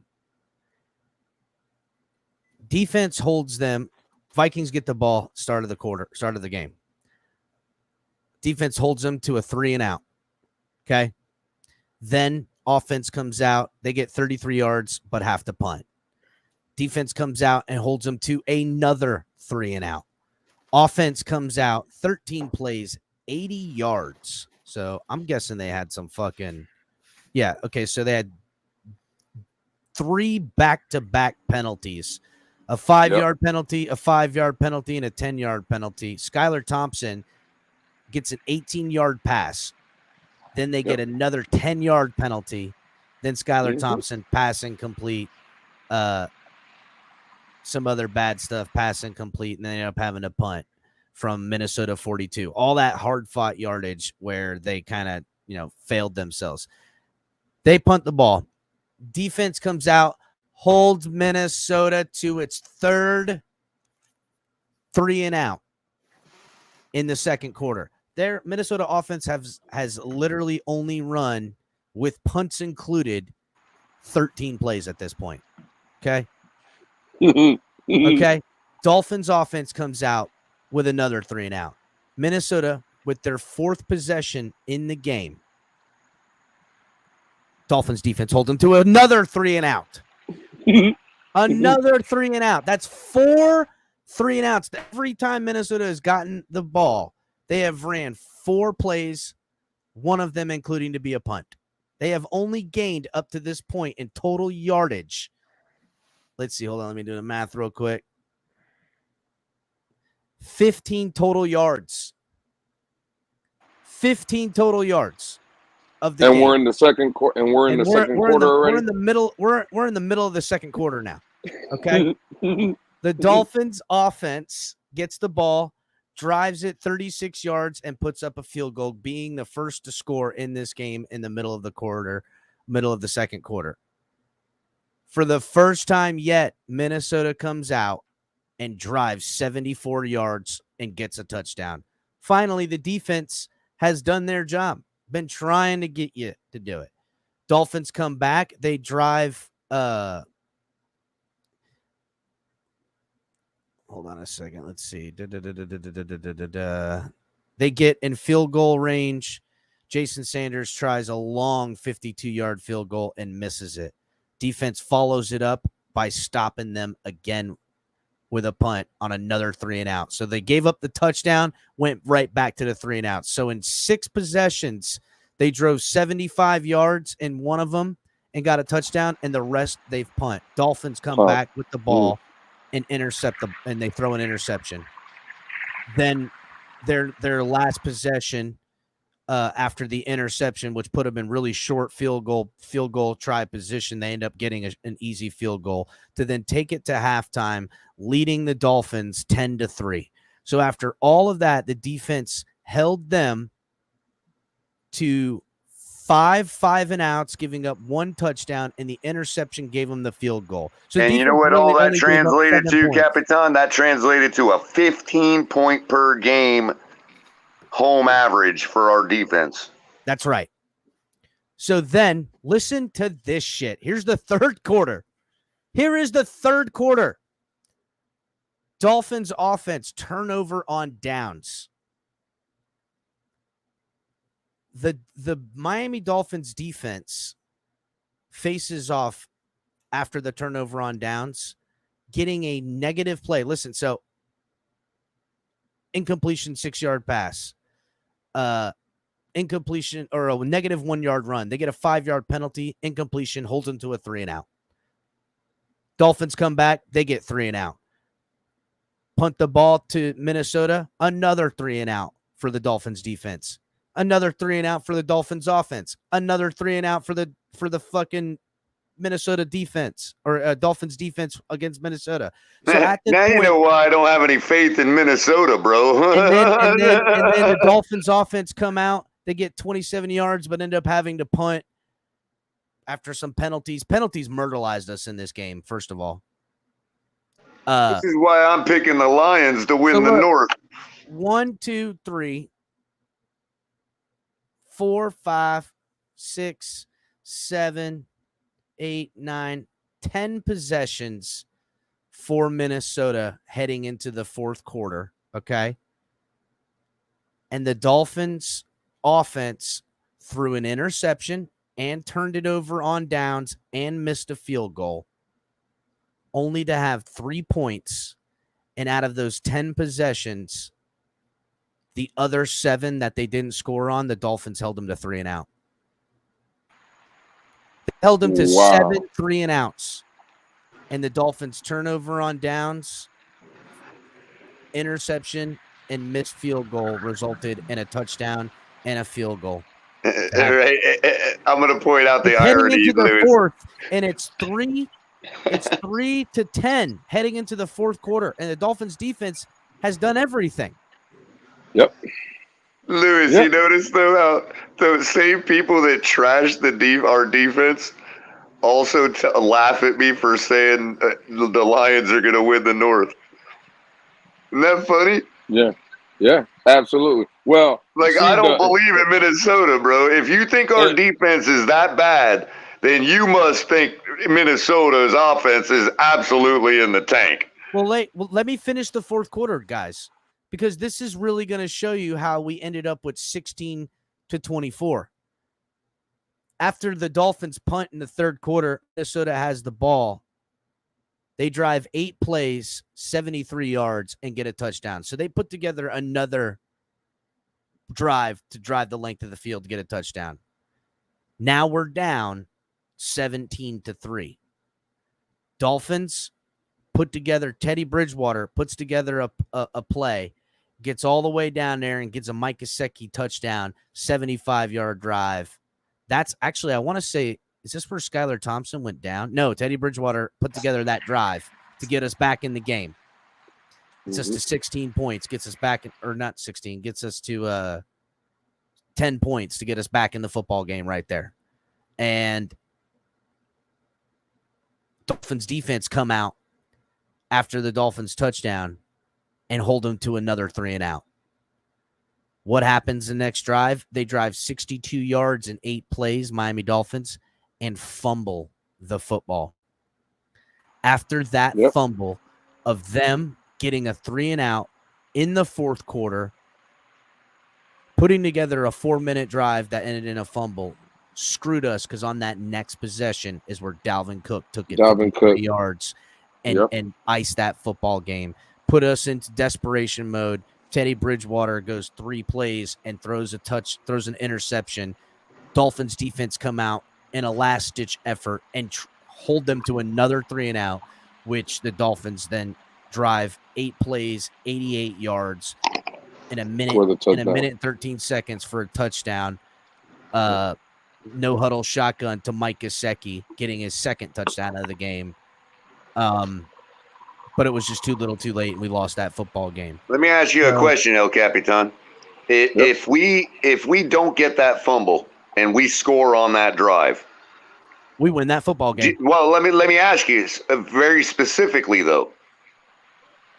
Do you think that changes what Boyer calls on defense on the next drive? No. No, what I'm saying is if we score and take the lead right there, you don't think that it changes the entire complexion of what we call on defense on the next drive? I wouldn't change a fucking thing, because outside of 2 drives in the football game. Okay, fair enough. They were dominant. Fair enough. My point is, it's entirely different when you get a fumble right there, and now all of a sudden, now you don't have the lead. You see what I'm saying? Well, Color, here's what casuals will remember in that football game, and this is what I mean. Here's what casuals will remember. They'll remember the defense letting Dalvin Cook gouge a 53-yarder for a touchdown to ice the football game. They forgot the fumble. They forgot that the defense handed the ball back to the offense like 10 times that game. I don't know what else to say. You knew. Bro, they held me. Again, all we can do is point people to our video archive, dude. That's all we can do, man. They forced, I think, and- from what I and- just Hold on, heard, I think they forced Minnesota into 11 3-and-outs. And by Like, the way, what else do you want them to do?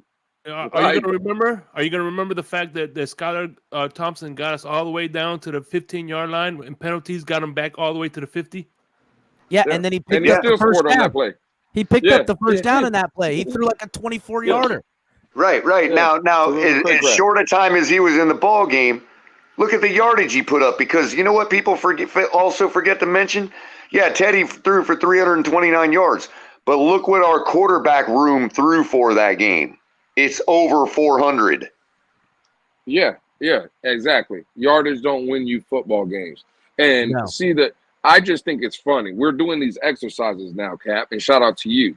But the person that sparked this whole conversation, she must have went to sleep. I haven't seen Carla Williams in a while. And Carla was the one saying that our defense, and I'm That's sorry, why she's we a love member. her, bro. She I just love sets off a Carla. whole segment of content and then dips, bro. Absolutely. Bro, I don't want this to come off as I'm hating, but listen, if Carla comes out here and she can dish it, she has to take it a little bit. I think I just served me and everybody else up here. We served her a little NyQuil, and So she's I have night the now. stats. She's a little asleep. I have the stats. Passing yards, Miami threw for a total of 385 passing yards. The Dolphins defense held Jefferson and Minnesota's passing offense to 156 yards.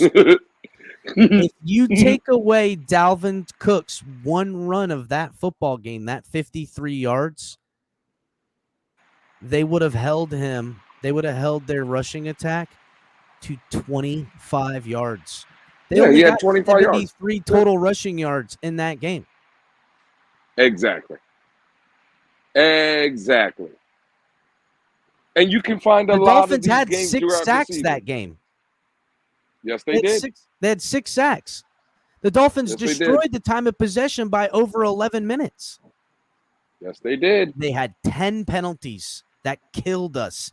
10 That killed penalties, us. I would say, all came on offense. Okay? Stalling drives, fucking it up for Skylar Thompson and Teddy Bridgewater. And I would say also they lost a fumble and threw 2 interceptions. The defense did everything they could. And there's a lot of games like that, Cap. People just want to be in their feelings and they want to make these excuses. And again, are we excusing the defense? No. They were bad in certain situations. But this narrative that every game we lost, it was the defense. And boy, bro, before the games got kicked off last year, all of us on this panel knew that Boyer was the scapegoat. And that's exactly what they made him off to be. That man was only left around to be the guy that carried the blame on his way out. Absolutely. He knew 1,000%. He knew it. We knew it. The organization knew it. His wife, his children, as they looked and scraped and knew to have their leases end in a year, they knew what time it was. Put their house on the market 6 months early before. They already knew. Mm-hmm. Bro, he was on death row. He was dead man walking is what he was. You know what? Yep. And I felt like in the playoff game, he said "fuck it" too.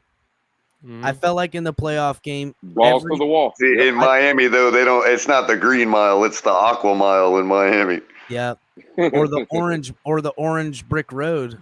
Depends on what we're right. We can be in Wonderland too, dog.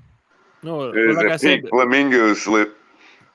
well, like I said about Boyer last year was his rookie year, because at the end of the day, the year before 2021, his playbook was he was using Brian Flores' playbook, and when Brian Flores left, right? When Brian Flores left, he took his playbook with him. So at the end of the day, Josh Boyer was on his own. So he was kind of a rookie as well. So absolutely. And the homie H, I get it. He wants to know what was the defensive rank. And this is why H, I've always told you, and H has been coming around, at least with me. He's not calling me so much of a hater. Ranking, bro. That is such a. But stats don't matter, Cap. Is what we say all the bro. time. The stats don't Terrible matter. stat. What does again? Me and Color were in the building. We were there live watching that Minnesota game, so you didn't even have to read off the stats. But fuck the rankings. We just illustrated a game where we forced 11 3-and-outs. What is that ranking telling you that? No.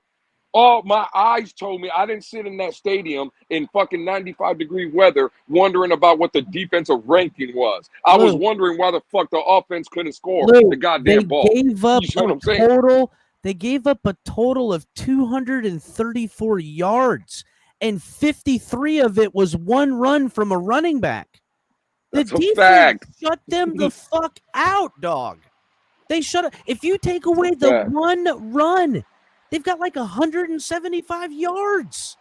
That's nothing. Absolutely. That's nothing. And of course, when the levee does end up breaking, yeah, you do get scored against and you do get yardage put up against you. Right. So that's what drives your ranking down. So, if our offense is scoring and answering and paying the defense back, the defense that levee doesn't break later in the game, and we don't get the score run up on us, like for example the Jets, who put a 40-burger on us. You're going to tell me they really put a 40-burger on us? No. So exactly. Now I'm going to come around again, guys.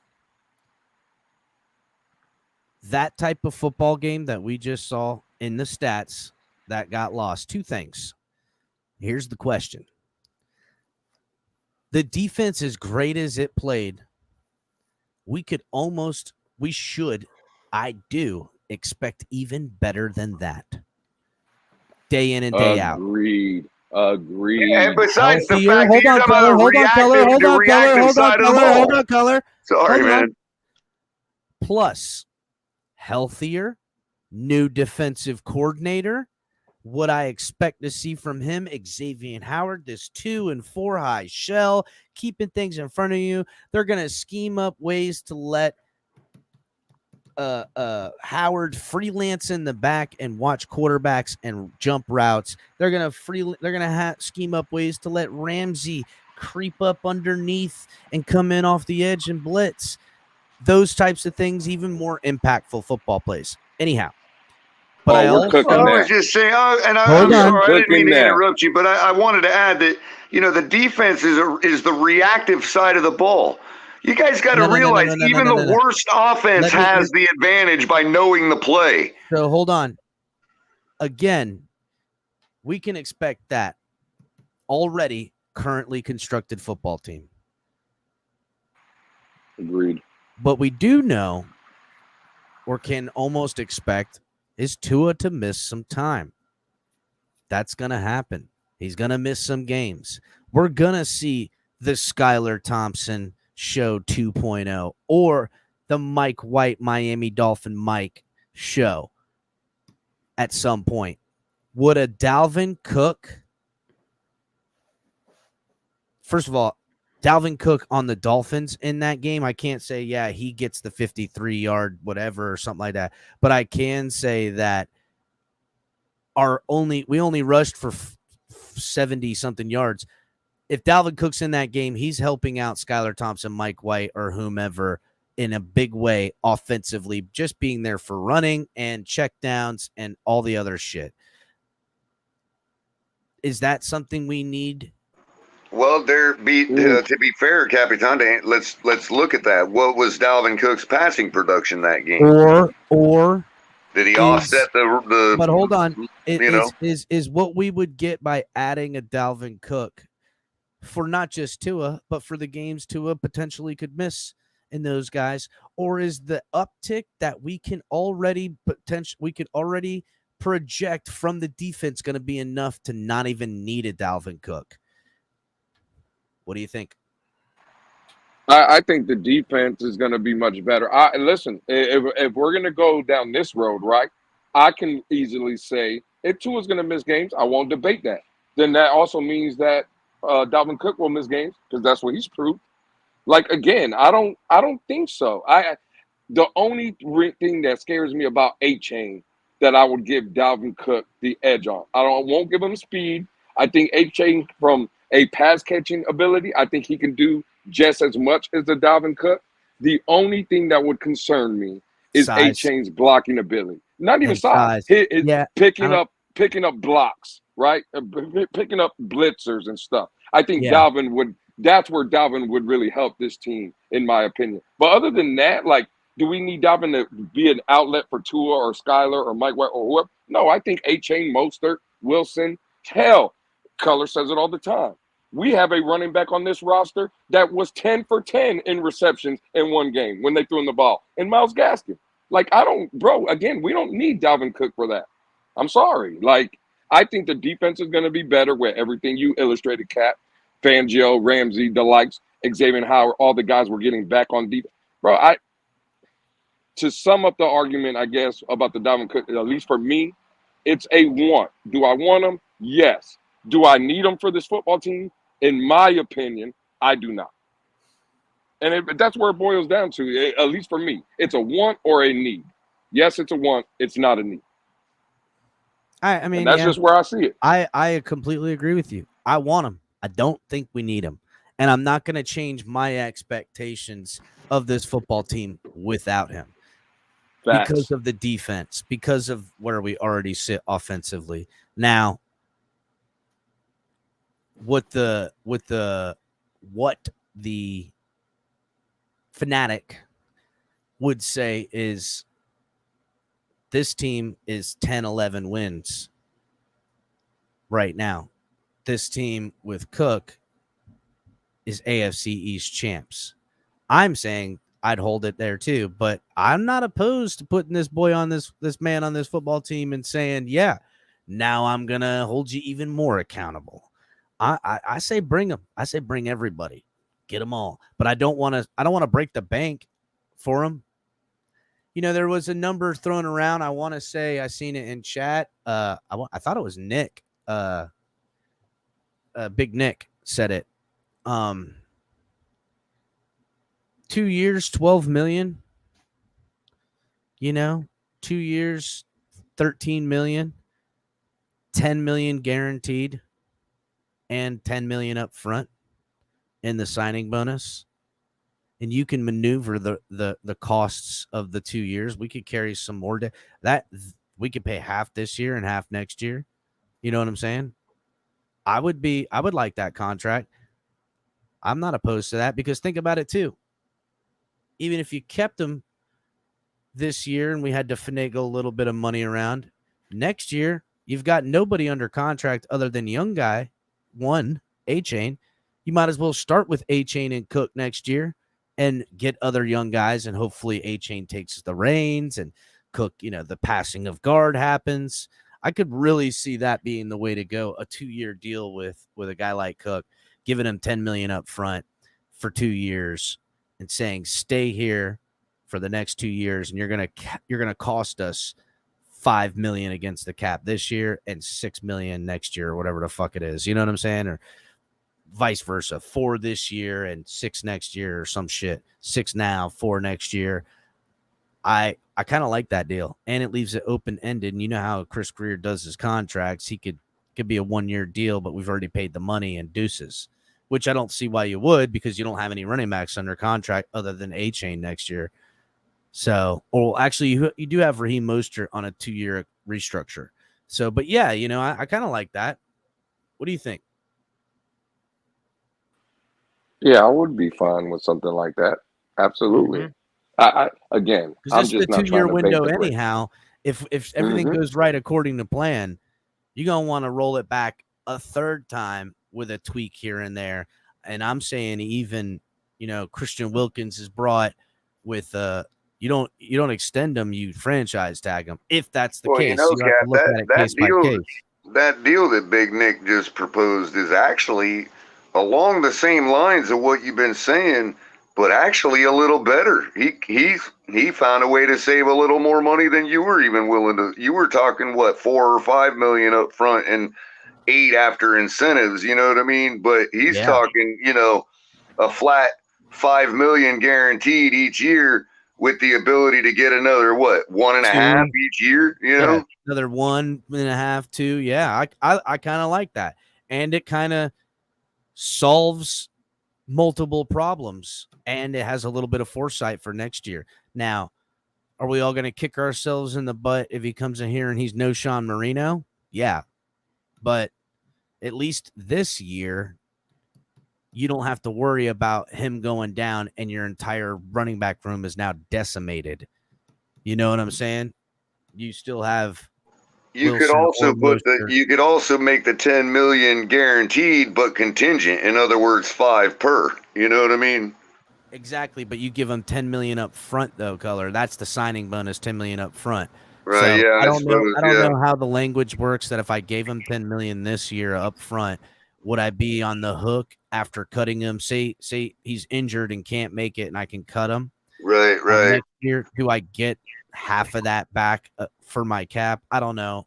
That's where the cap is really made up right there, what I just said. Because Exactly. no one really knows exactly how that works. But all of a sudden, the Dolphins cut him after year 2, and they get $8 million back, and you're like, "Wait a minute," you know what I'm saying? You can also use some of that. Ross can also use some of that fun money that they get back from the dead cap and kind of, push it under the table to them We're too. only carrying like $6 million of dead cap right now. No, I just meant that what people don't realize is that dead cap, it counts against us, but it's money that exists that ends up going back into the owner's pockets. Yeah, I don't think he's interested in that. I'm just saying he could easily turn that right back under the table, and here you go, Dalvin. Here's a little extra under the table. I'm not opposed to him. Come to Miami, don't get fucking caught. Buy him a house or something. You know what I mean? Yeah, gifts. It's like dealing with a call girl. You don't give them money. Man, that's what Jerry Jones does. You know it. Mm-hmm. You like Derek Jeter. So look, we missed the 1 hour mark. We're hitting the 2 hour mark. Everybody hit the like button. Subscribe if you're new. If you're watching on Facebook, Twitch, and Twitter. Shout out to Carla though, Lewis. She made our show, bro. Like, well, damn, man. Absolutely, yeah, for sure. Make sure to check out all the shows on the channel and network. Myself, El Capitan, Color Commentary, Ali the Persian, DTA around here somewhere, Lou, aka the Rabbit Dolphin, Shake Money coming at you, all the different shows, different times. Hit the notification bell, hit the like button, share the videos, donate to the channel, become a member. You can donate also at Cash App and Venmo, the Fins Tailgate, or just become a member of the channel. And or use Super Chat. We love Super Chat. That's great. I mean, she keeps doing that, Capitan. We might have to add Carla's name to that list. Be like, get her permission to put Carla up there. Carla needs to go ahead. She's been a member of the channel before in the past. She has. I don't know. I don't think. Can you imagine? Right I mean, Carla and Lewis going at it one night. Can you imagine that, bro? That would be absolutely epic. I would love that. Would be an OnlyFans episode. Oh, you talking about? Oh, no doubt. Sorry, my bad. Fanatics link in the description, guys. Make sure to let them know we sent you by using the link. You can find the links of all of the stuff like Dubby and Fanatics, which if you use TFTG, you get 10% off your first purchase. And then also our friends at Backroom Collections. Use also offer code TFTG at checkout to get 10% off your purchase. You can find all of our affiliates on our new TFTGnetwork.com website, as well as all the great gear we have to offer, memberships, news, original articles from team members. Some are already up there, more to come. Get on the newsletter, sign up for the newsletter on the website to get 10% off of your purchases, and check out all our great gear that we have on there too. Get ready to dive into a new world of online shopping with the Fins Tailgate. Whether you're a die-hard sports fan or just looking for the latest fashion trends, we've got you covered. With a wide variety of products from your favorite sports teams to stylish accessories and home decor, we're your one-stop shop for all things tailgate. Our easy-to-use website and hassle-free checkout process make shopping with us a breeze. Plus, with frequent sales and discounts, you won't want to shop anywhere else. So come on in and join the party at the Fins Tailgate, your new go-to destination for all things tailgate.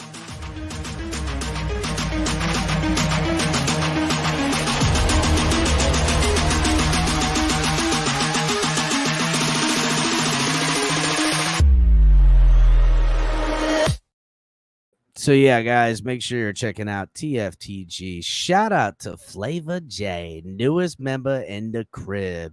Salute to the homie. Welcome to the FinMily. Yeah, thanks a lot, J. Flavor. Flavor's been contributing a while now. Oh, Yes, he yeah. always makes sure to greet me with kindness. I appreciate you, Flavor. We do. We see you out I there love that moving, Flavor Flavor. J. We do. We see you moving TFTGY. So yeah, guys, make sure to check out the website. All right. Yeah, I say bring Cook. I mean, it don't hurt my feelings. I'm with Lewis that, like, he shouldn't be the reason we have to say we're a Super Bowl contender. You know what I mean? We are or we aren't. There ain't one player ever going to make it break that. Well, I don't know. I mean, again, to me, love you too, buddy. To me, in those games where Mike McDaniel is asking Teddy Bridgewater and Skylar Thompson to throw more than he would ask Tua to throw against that opponent, and I feel like I've seen that out of him. It's like, hey, game isn't out of hand, still early in the game, and you're going to ask your rookie quarterback to go 3 straight possessions, all throwing? Like, come on, bro. Like, mix it up. Is that because he doesn't trust the running game or the blocking? What was up with that shit? You know, I got to say, I don't know if he's getting caught in the analytics, which happens all the time, that analytics shit, bro. I feel like coaches get, oh, well, this is where the AI thinks we should go at this point. They wouldn't see this coming. Fuck all that, dude. You got to feel it in your soul sometimes, bro. And I'm hoping that he's learned from that mistake when you have guys that need a little help like that. So if Dalvin Cook tells him he's going to pipe up and say, hey, we need to run the damn ball here, dog. I would hope that Raheem Mostert could get that across to him. I thought that's what we are hoping we're going to get with Dalvin Cook. We thought we were getting with Raheem Mostert coming into the circle with Mike McDaniel. You know what I'm saying? So is it Mike McDaniel who has admitted that it is his shortcomings with the running and rushing attack, getting enamored with the offensive passing game and making it be as dynamic as it was? Is he going to play it smarter? Or do we need a Dalvin Cook to make sure it gets played smarter? I don't know. But I did hear something come out of camp from a couple of places, and then I heard Omar Kelly confirm it, that Tanner Conner is been dropping passes and just looking like he's sliding off this depth chart with a quickness. And the guy, that tight end we brought in, the convert from wide receiver to tight end, Higgins, has been showing up. You think that's a draft status pump up? You don't say, Capitan. You don't say. Is this a draft? Is this a draft status smokescreen? Mm-hmm. Or is this what's really happening? What do you guys think? I don't know. As Pete was, he shout out. He tweeted the Big O saying that the 2 best throws at camp was by Skylar Thompson. So didn't hear bad about Skylar Thompson. Yeah, he had some interceptions and stuff like that. But listen, I'm sorry, but if you're looking for what pretty looks like from a throw, Skylar Thompson probably has the prettiest throw. Just, he's got that thing. I seen it last year. He doesn't have the internal clock, and he doesn't have the speed to dissect the field and game at all 3 levels in NFL speed that I think is going to have a longevity in his career. But that, all those things that I just said are coachable things from the college game to the NFL game. So he's he's got some special in that arm and the way the ball comes out and just the trajectory with the heat on it. I'm not opposed to Skylar being a great quarterback. And look, he'll get his opportunity. That's for sure. As far as to be the backup and to potentially play a game. And by the way, I didn't hear that from Pete. It was actually a Twitter video of Big O in camp saying that. So it wasn't something that Pete just fabricated. It was an actual statement that he said. Of course. Listen, no one's going to deny that. I don't think, look, Big O wouldn't deny it. If you're looking, you can't look at the way all these quarterbacks right now throw and not see what Skylar Thompson has. He's got a fucking cannon. He does. He's got a cannon, and he's got some nice touch on the ball. It almost looks like he's fucking slinging a yo-yo out there or something, you know? Mm-hmm. But is that enough, dude? No. We've seen guys throw the ball pretty decent, but I don't know. And again, I understand what he's saying, that yes, he is the best QB, but what I stated was that the two of the best throws in camp was by Skylar. I didn't say he was the best, but in camp, I just said two of the best throws.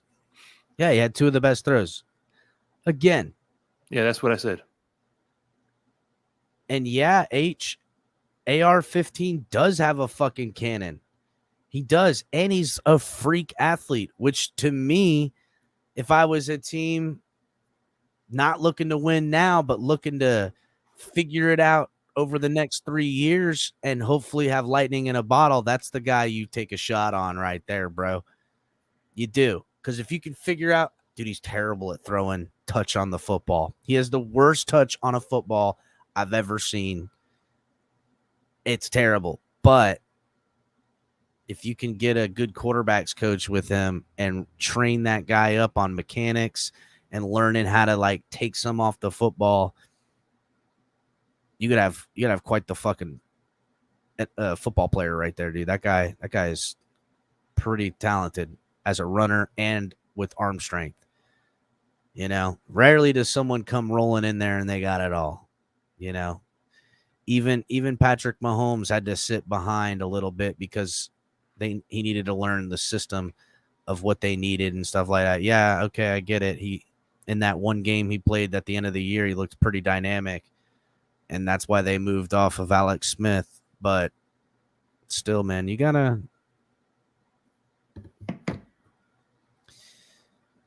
look at talent and see what it is. Yeah. So it's why they picked him. Kid has some talent. At the end of the day, is he a better option as a starting quarterback than Tua? No. At the end of the day, love it or hate it, September 9th or 10th, or whatever the first game is, it's going to be Tua at center. So there's no doubt. Again, you could throw the prettiest football on earth, but as of an option to start week 1 for the Dolphins right now, no, it's going to be Tua. It's stupid to think that anyone else would start. Could Tua fuck it up?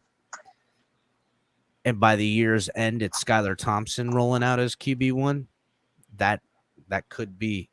Is it something I think will happen? No, I don't think it will happen. I don't think it'll happen.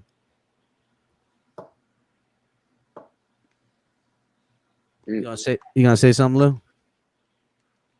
Oh no. I mean, listen. Again, I completely agree with everything that was just said about Skylar Thompson. I think he has all the raw ability to be I said it was shaking color the other night. I do believe Skylar Thompson, given the right amount of time, whether it's in Miami or somewhere else, is a starting quarterback in this league. But Cap, to your point, and I completely agree with this as well, I mean, he's not Tua yet. Tua does give us the best, whether you like him, whether you hate him, whether you believe he's going to play all 17 or whether you think he's going to get injured. He's going to be under center week 1. Like, he gives us the best option to win. Now, I just think, if Tua did go down, I could say this being real safe about it. I think with everything we mentioned tonight, with the defense getting better, bringing in the assets, bringing in some of the guys back, I don't think we're in bad hands with Skylar. I can say that. I think if a situation arises where Skylar Thompson had to play this season, I could see him easily winning games for us. for sure. So, I mean, I think Skylar takes, a lot of criticism, and it's because of Tua. Let's be honest, the fans in here, they protect that kid for anything in the world. And I do want Tua to succeed. I've been one of the ones in the community saying that, but I think it's unjust what happens with Skylar Thompson as well. I think we'd kill Skylar Thompson, and it's really for no reason, in my opinion. But yeah, it is what it is. So Aquavision says, please mention El Cap. Last 7 games are all Eastern time zone. Listen, that's a good fact. Only got to travel, staying within the Eastern time zone. There is something to be said about that, especially with all the travel we're going to have. But to the Skylar Thompson debate, it's him and Mike White. And if you can take a guy that has Skylar Thompson's abilities and make him into a quarterback that Skylar Thompson has the abilities that can win a football game. You understand? But in the NFL, with so many dynamic playmakers, especially now with systems and everything in the coaching, you need more of a guy that won't lose you the football game. Week in and week out, season against things, there's guys that are going to step up in positions, whether it's a running back, a wide receiver, a tight end, a pass rusher, a DB. You know what I'm saying? There's players all over, playmakers, that can step up and help be that one thing that wins you a football game. Now, the thing that made Tom Brady so great was that he took a system as a guy that wasn't going to lose you football games and let you hang yourself while they just don't. Do you understand? They're not going to lose snaps. They might not be the reason they win one, but then Tom Brady, as his career went up and down, got great at winning football games. But my point of the example is that you start out very hard to beat if you have a quarterback that doesn't lose you football games. Your hope is that you can make a quarterback that doesn't lose you football games into one of those quarterbacks that is the reason you're winning football games, and vice versa. You take one of those guys that is the reason you win football games because he's a runner, he's got dynamic speed, he's got dynamic arm strength, can throw the ball beautiful, whatever, and hope to turn him into a guy that is systematically not going to lose you football games. Exactly. Look, man, I think the guy talent-wise absolutely has it. What remains to be seen is whether he can, just like any other NFL quarterback, whether he can get it together between the ears on a consistent basis. I mean, he's got the talent. He's got the throws. He's got all of it, man. But, again, just, how far he goes is what is up to what's between his ears. When I look at Mike White, too, he's kind of like the middle between Tua and Skylar. He doesn't throw the ball as great as Skylar does as far as that zip on it, but he can throw it probably a little bit more zip than Tua. He's not as good. Mike White's not as good as a system quarterback as Tua, obviously, but he's better at it than Skylar Thompson. It's quite an interesting quarterback room when you place all three skill sets and see where their similarities and differences are. Should shake out to pretty good. I would say hands down, what Tua does well, he does far and away more superior than both of the other quarterbacks, which is the reason why he's playing and as QB1 and was drafted significantly higher than both of them as well, because what he does at a far and away superior execution than they could ever. But I think, again, the biggest thing that holds Tua down is his injury history, hands down, because even though it's something you knock against him in abilities in the loss column, you also got to take into account how much those injuries are constantly hurting the development of him being as great as he could have been. How much stronger would his arm be if he wasn't getting injured? How much better in system and confidence in everything he would be without those injuries? Something to really think about. Agreed. If Tua never got injured and stayed always developing, always strengthening, who knows what he could have been? And it's something to be said as far as amazing of what he still is after those types of injuries as well, especially the hip one. And by the way, I just want to address this real quick. The reason I said that is not to say that Tua, he looked better than Tua, but I'm just trying to give Skylar Thompson his props because at the end of the day, everybody keeps tearing him down. So I didn't say he threw two of the best passes in camp to say that Tua looked like trash in camp. I'm just trying to give Skylar Thompson his just due. That's all. Well, bottom line, they are going to keep all three quarterbacks now with the new rule. Yep. Now, who will be the backup week in and week out? That'll decide on the coaching staff of who they feel is better equipped to beat whatever team if the QB1 goes down. In a perfect world, we don't ever have to see any one of these guys. But I wouldn't put it out of the realm of reality that Skylar Thompson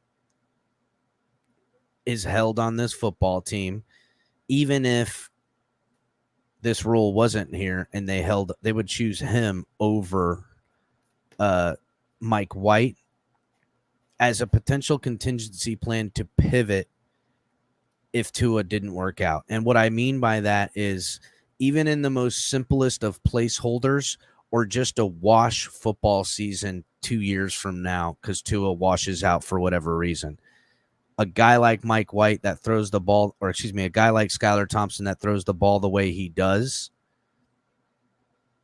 that's a gunslinger mentality that you can roll the dice with and hopefully have a good defense and get some good play calling that works out. But not for nothing, you're going to just sling this rock all over the fucking field, downfield like that. Stupid. Yeah, you live and die by the sword.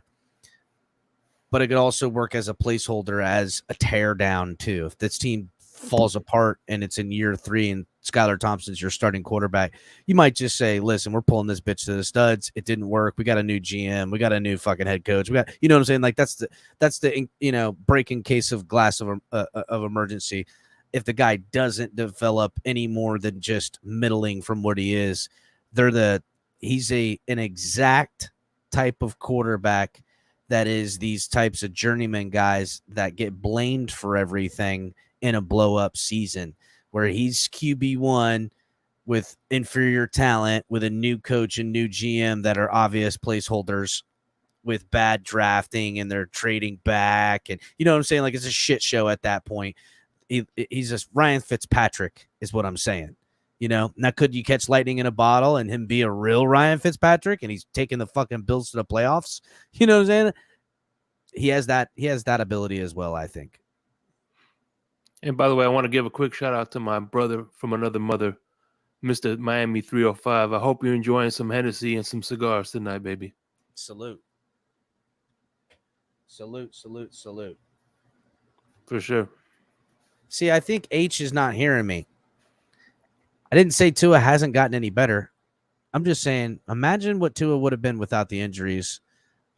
I think he could be stronger. I mean, I know for a fact he could. When you're nursing injuries and rehabilitating that, you're not working out your fucking arms and your strength and conditioning type stuff. So it set him back a little bit. I feel like he's made up for a lot of lost time. And every year we've seen a better version of him. Just the version we're going to see this year, I think we could have saw, his sophomore year, all things working out a certain type of way without the injuries. So, all right. Final thoughts, gentlemen. Anybody got any? Yeah, just tomorrow, I got in the blender not tomorrow, Tuesday. I got in the blender. Pedro, the fantastic painter. He's from. I know Pedro. We're good friends on Facebook. I like Pedro. Yeah. He's a funny guy. He's a he's a funny guy, and I'm like gonna get him on. I'm gonna definitely get him on as a guest on the panel for the Fins Tailgate Network. Please do, man. I've been trying to get him to come over here and stuff like that. I know he watches on Facebook a bunch. But as a matter of fact, he gave me a shout out Saturday when I was at the whatchamacallit. So word. He's an awesome dude. He's a great guy. So I this enjoy Tuesday his content. And starting not this week, but the next week, I'm gonna be doing Monday, Wednesday, and Friday drive times. So there it is. Booyah. Driving time all the time. Sweet. Hey. Lou. Man, I thought it was a great show, Cap. Shape, color, enjoyed the conversation, and we'll do it again soon, man. Yeah, boy. Thank you, sir. Short and sweet. Yeah. All we need is Ali, and we'll be in Ali and DTA will be in full force. Yeah. And that being said, I do believe, without trying to speak for Ali, I think he will be back in action with myself first thing in the morning. Can't wait. Love that as moment. far as I know. I know we're gonna get it cranking here soon. And listen, off season is upon us. Don't think there won't be some breaking news, some video come out somewhere, something's not good. Not on the Dolphins now. We're watching the Jets. The shit show is starting to come. I'm telling you guys, the Jets are fixing to. I can't wait. I can't wait to see all that. I can just tell the Jets are just going to be more of a shit show than ever. But yeah, guys, great show. Everybody hit the like button on your way out. Final thoughts. We only leave twice. Also. Wow, Aqua. Only twice all season. Damn. Home field, coast advantage, east side, bitches. What? Nah. All right, everybody. Hit the like button, share. We'll see y'all next time. Fins up. Peace.